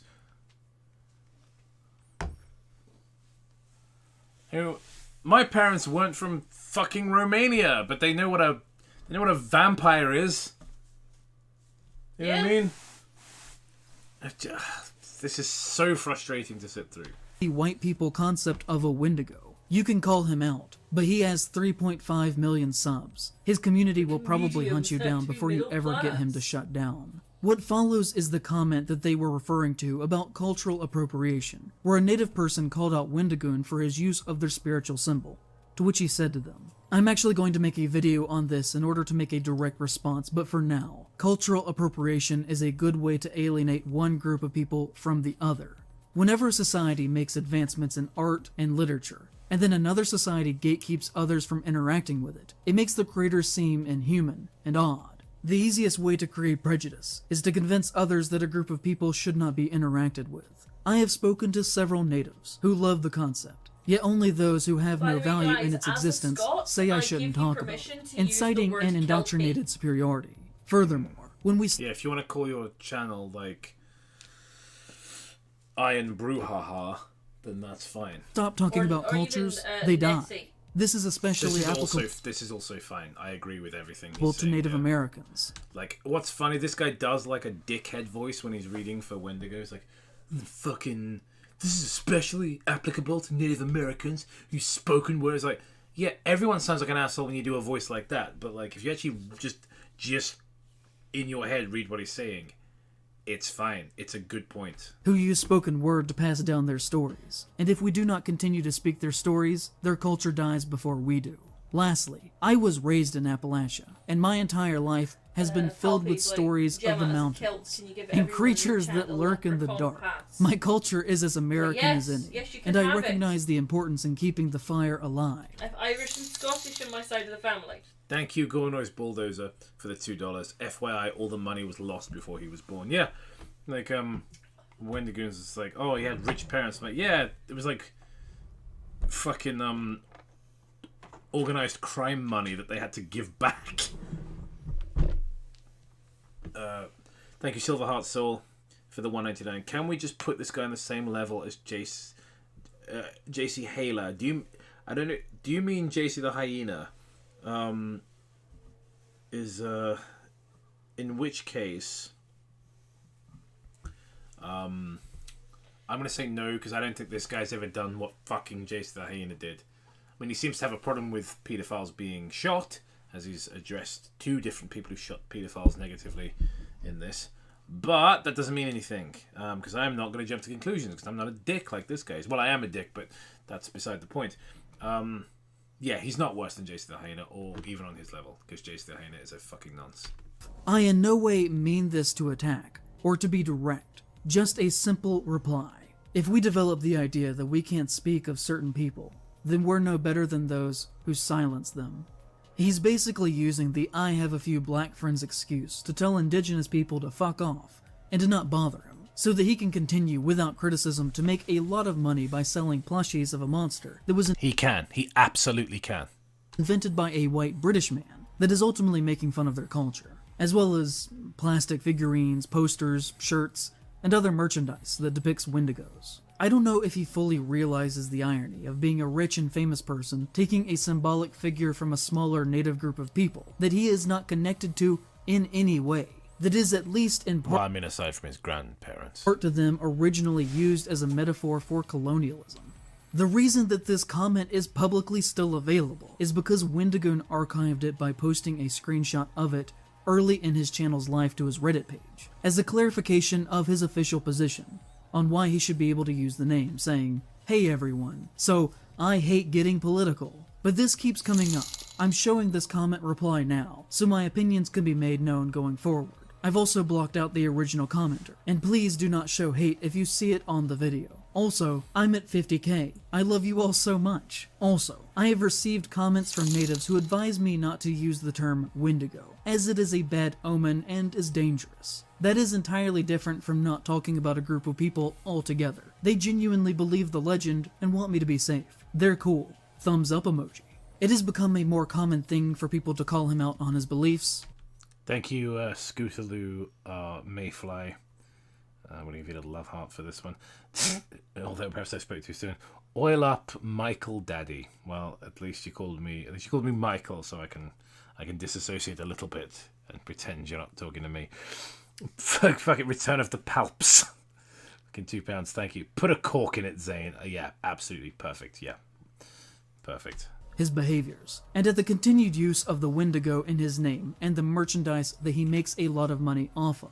It became so much of a conversation that he even put out a statement trying to shut this down, saying, "Some rude and slanderous things have been said about my character, and I just want to clarify that I am not right-wing or bigoted or anything, besides thankful for my opportunity to make goofy YouTube. The only thing I believe in is loving God and my wife." Based. Donut operator. You know, the ex-cop who makes death content. The Wendigoon shared a picture of the two of them hugging not long after this. Can be found in the comments of this post asking if Wendigoon wants him to start killing people who said that he was right-wing. I think that this is an all-time bad public statement that says absolutely nothing substantial. And that's the point. Wow, imagine that. A public statement that says absolutely nothing substantial. Well, it could be worse, Zane. It could be a 3.5-hour video that says nothing substantial. You doughy prick. I quote tweeted this and said, "Not that I have a stake in this whatsoever, but this is such a non-statement that doesn't even address any of the issues that folks are criticizing him for. Someone using their religion as a shield in the same breath as claiming that they believe in nothing politically is a red flag. Oh, I'm just a goofy, wholesome boy. Please don't ask me why I follow less than 500 people and one of them was Kyle Rittenhouse. Don't ask me— What the fuck have you got against Kyle Rittenhouse? Like, it's so weird. About all the guns that I post pictures of. I promise I have no strong— What do you have against guns? What's wrong with an American owning guns? It's his fucking constitutional right. beliefs. Apolitical, really. Why are you slandering me? I really only care about this because if you have that large of a platform and make your money from being a public persona, then you are no longer fully a private person. And your political beliefs do in fact matter and are a fair topic of debate. You can't get mad if people call you unquestionable things that are said or done if you are making money off of them. And what resulted from some good faith criticism of his use of language was days upon days of people calling me a faggot. Amongst other things, but that was their go-to word. And to be honest, if you're a public figure who is being criticized publicly, and the only people who come to your defense are Nazis, then that can only be read as two ways. Hold on, how do you know they're Nazis? A bunch of edgy dicks used inappropriate language, and I'm sorry for that. I wish they hadn't. That was unkind. And I've been harsh to you about some shit you deserve. I think I've been harsh. But, you know, I've not called you any slurs or anything like that. And I wouldn't. And I'm sorry that people did call you slurs. But how do you know they're Nazis? Nazi is a strong fucking word. Mm-hmm. Like, you can't just call someone a Nazi without evidence, right? That's, again, we talked about calling people fascists. It's insulting people who suffered under fascist governments. It's insulting to the victims of the Nazis to refer to people you don't like as Nazis without evidence. Either that you're sympathetic to their views, or that you're perfectly fine making money from them, and are comfortable with that ideology being the backbone of your base. And this did go on for, like, at least a week, where every single time I said anything, my mentions were just filled with the most vile far-right rhetoric from Wendigoon fans. And if anyone ever criticized me, and people's reaction to it was to immediately start using hate speech, I would shut that shit down so fast. I think that most decent people who work online would do the exact same. And if they don't want to be seen as a big group of Nazis, then let's see how they react to this video's existence, because I am certain they will be very level-headed about all of this. I mean, people have been level-headed, but, yeah. You haven't been, because you deleted this video and had a massive fucking meltdown on your Discord crying, so yeah. Right in the midst of this going on, a very funny thing happened, and that Wendigoon followed me on Twitter. I was not following him at the time. Okay, so I know about this. I know about why Wendigoon followed him on Twitter. I remember this part, because this was in the fucking Shoe on Head video. This is like schizo posting. This is thoroughly fucking bizarre. This entire section makes no sense. Publicly told people to stop calling me a faggot. He never once reached out to me privately, but he did follow me, which means in my eyes. Also, he didn't know any of this was happening, that people were calling you the F word and stuff. And he has asked people many times to stop. Yeah. Since this video came out, because he didn't know. That he 100% knew what was happening because I did He didn't. tweet about it several times, and then followed me to let me know that he knew. No. So he followed you because he saw your Slenderman video. Same video I saw that I also thought was quite good. And you came up on his recommended to follow. He was like, oh yeah, he's a horror guy. I like that Slenderman video. That was it. That's all there was to it. And you turned it into this weird Machiavellian thing because you have schizophrenia. And that he was watching and that he intended to do nothing to stop it. And schizophrenia mixed with commie brain rot from spending too much time on Twitter. Why else would he follow me in that exact moment? He has never interacted with a single one of my posts. Online. Not one like, not one comment. We are not friends. But he does follow me. He follows next to nobody on Twitter. What other motivation could he have had there to follow me in that specific moment? Other than to be a method of quiet and deniable intimidation. What other way could that have been read from my perspective? Thank you, Return of the Palps, for the £2. The guy whose username is IPOS is a bad person? Yeah, I know, what a shock, right? The HJT 199. This guy needs to Wendy go away instantly. Fucking beautiful. Raptor Rex 499, thank you. Good faith criticism about his use of language. Blood, it's still boiled down to he's rich, white, and owns guns. Yeah, pretty much. Your mother, thank you for the $2. Republicans buy sneakers too, Michael Jordan. And another one from your mother. Wendigoon is behind every blade of grass. It's so bizarre.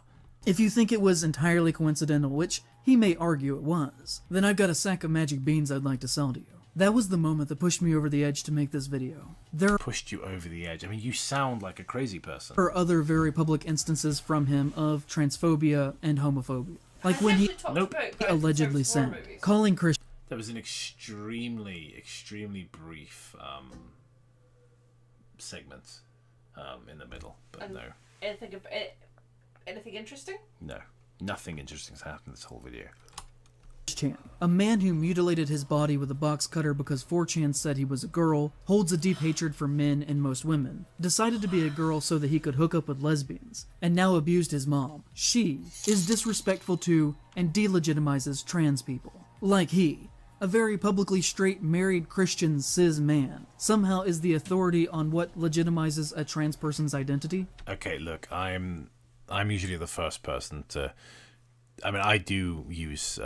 she, her pronouns when we do Chris Chan content, because I always think that misgendering someone you don't like is I understand why people don't want to use that with Chris, and I get it. I totally get why some people refuse to with Chris Chan. So even though I'm usually the first person to use the preferred pronouns when talking about Chris, this is not a hill you want to die on, my guy. Chris Chan is not somebody you want to go to bat for. Trust me. Trust me. Chris Chan is not somebody you want to go to bat for. Let this one lie. He has tried to cover this up and has denied that it happened, but I think there's enough evidence to say that it most likely did. One user said at one point, he's been constantly misgendering her on Twitter despite being corrected numerous times. To which Wendigoon said, show me one time I misgendered her on Twitter. Actually, please don't watch my content if you're going through my replies and monitoring followers, who may just be unaware of Chris Chan's entire lore. Perhaps people just not knowing something doesn't mean that they're a transphobe. But if we go back and look at old screenshots from this time, you can see that this account is quote tweeting Wendigoon's transphobic tweet, but if you go to that account today, that post is now quote tweeting a deleted tweet. Wow, maybe he changed his mind and thought, actually, looking back, I probably shouldn't have said that. Which to me shows that more than likely, Wendigoon went mask off with his transphobia, and then deleted the tweet sometime afterwards. Or, stay with me, he changed his mind. When he realized that people would be mad about it. But there's a very small... Now that's projecting.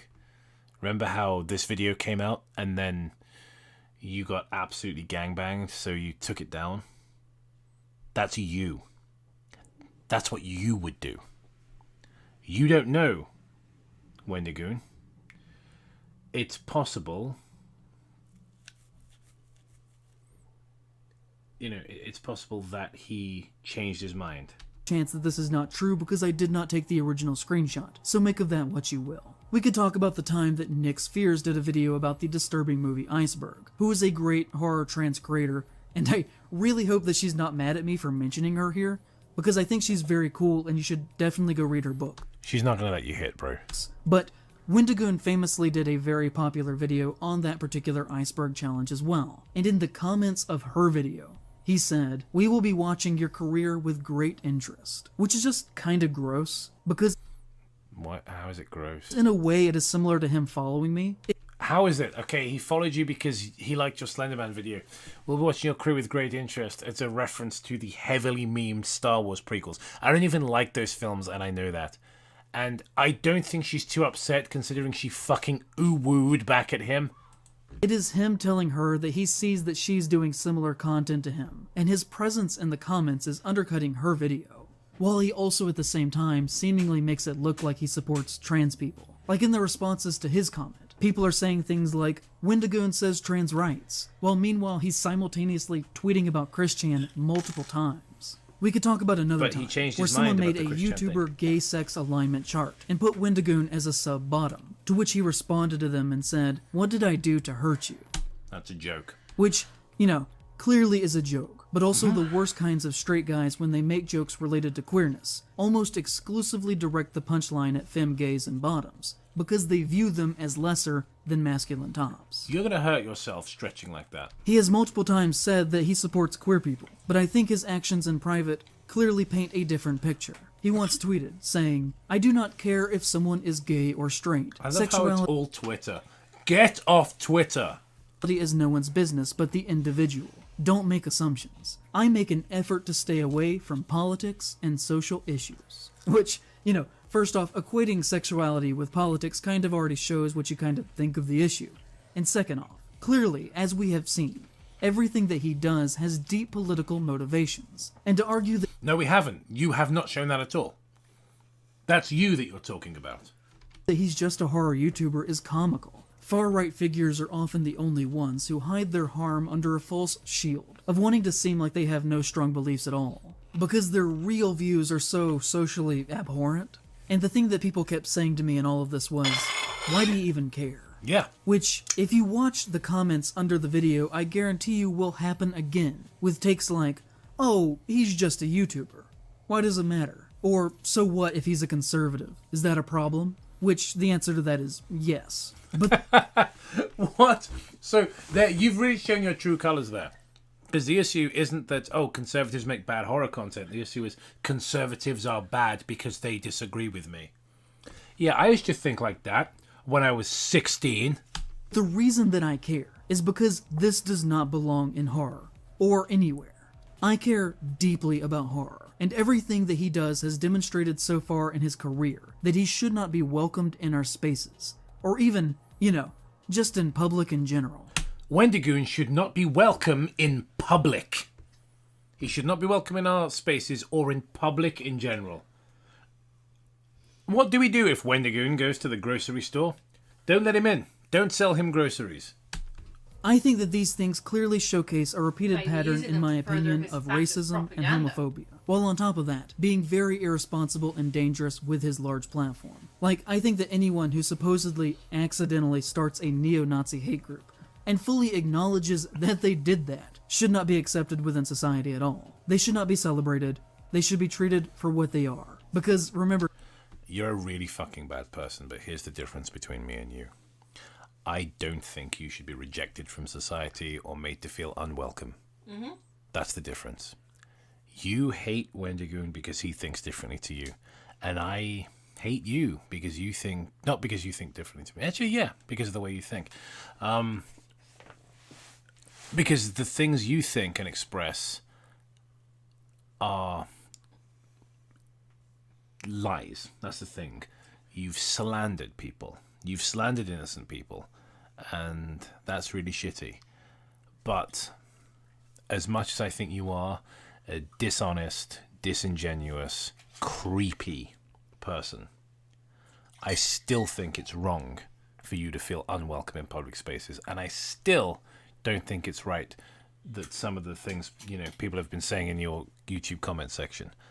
And I think it's wrong that people are praying for your downfall. I want you to get better. I want you to see your way clear and change. But you have this black and white binary thing where you think, you know, you think of people as good and bad, you know, the good guys and the bad guys.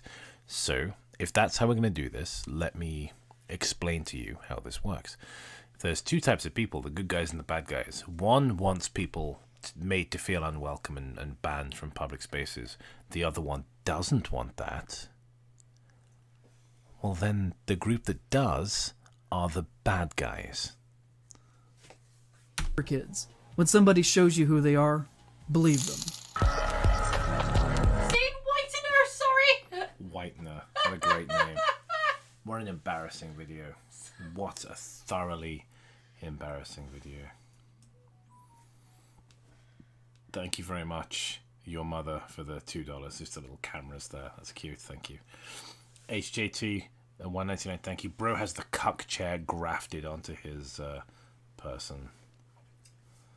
Fucking hysterical. So good. Yeah. What a loser. What an embarrassing loser. I'm sorry, but Zane Whitener. I wonder how many of these patrons he still has. Look at that video. Look how many fucking patrons he's got, and he's complaining. I only made $500 on AdSense. Okay, but how much do you make on Patreon? Look, it's still going. That's thousands of dollars in Patreon. Like, how are you this broke?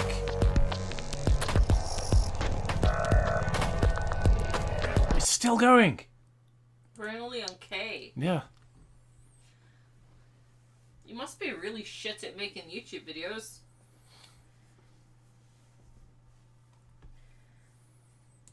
Man, he's so fucking cooked. Like, I can't believe it. And then there's like, MSF Soldier Alligator just went, once more, that was called Bad Conservative Horror Movie. Yeah.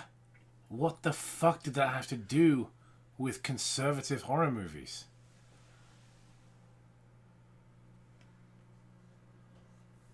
And Yotomo's like, Wendigoon is rich and I hate him for having money. Anyway, time to thank my millions of patrons. Yeah! That was so weird, right? It's like, oh man, he's rich. I don't care what a millionaire has to say about horror. Meanwhile, I have hundreds of thousands of subscribers, hundreds of thousands of views on my videos, and here's my endless list of patrons. Like, I don't even know how, probably like about a sixth of that many patrons, and I'm doing fine. Like, absolutely bizarre. Thank you, Peter, for the $4.99. Maybe I missed this part of the video, but at one point Zane actually expects us to feel sorry for a PDF file who was shot in self-defense. Yeah, you did miss that bit, but it was shown earlier. What an absolute fucking imbecile. Yep.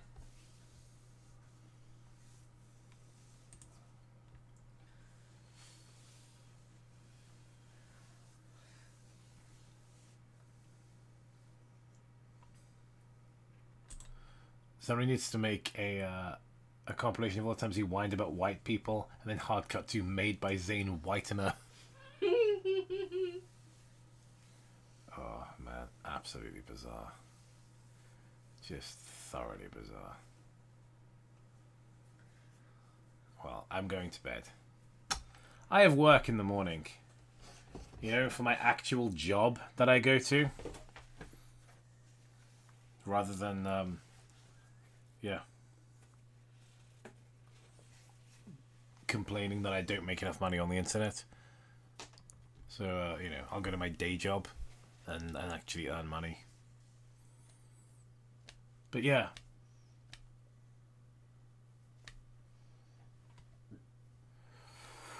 Very annoying guy, and yeah, it's very sad that he thinks people need to be deplatformed and not made to feel welcome in public spaces, and that, you know, words and opinions are dangerous and all this sort of thing, because, yeah, ultimately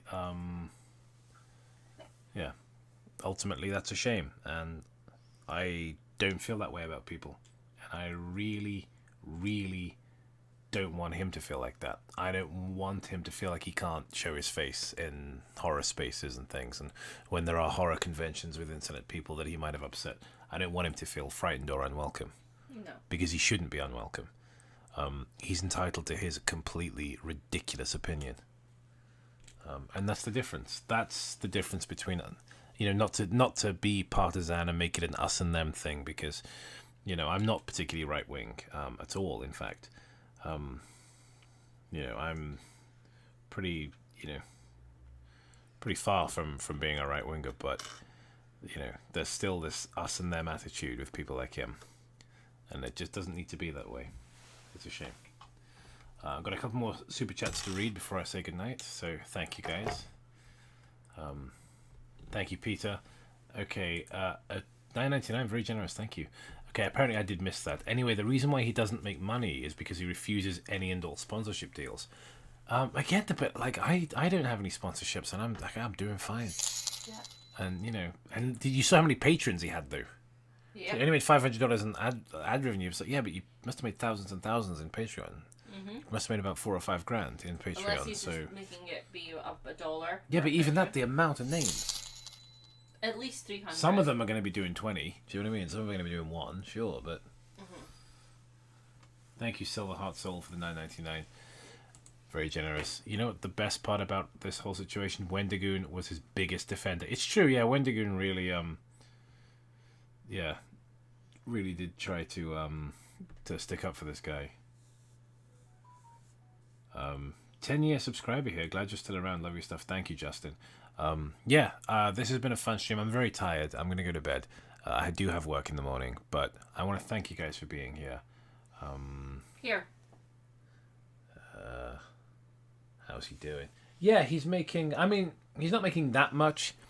He's making 1,066 UK a month. That's so that's about what, $1,200 something like that a month. Mm-hmm. Yeah, so $1,200 a month on Patreon, plus he said the low end, I only made 500. So I'll say he's making a minimum of 500 a month on, he's making, I mean, it's not a huge amount, but he's making somewhere in the region of 1,500 to 2K a month, which if he were to get a part-time job to subsidize that as well, that'd be perfect. That'd be just fine. Yeah, especially if he's not living in like a really expensive house or anything. It's his only membership is $1. Yeah. He's got loads of people on $1 membership. Yeah, fair enough. Yeah.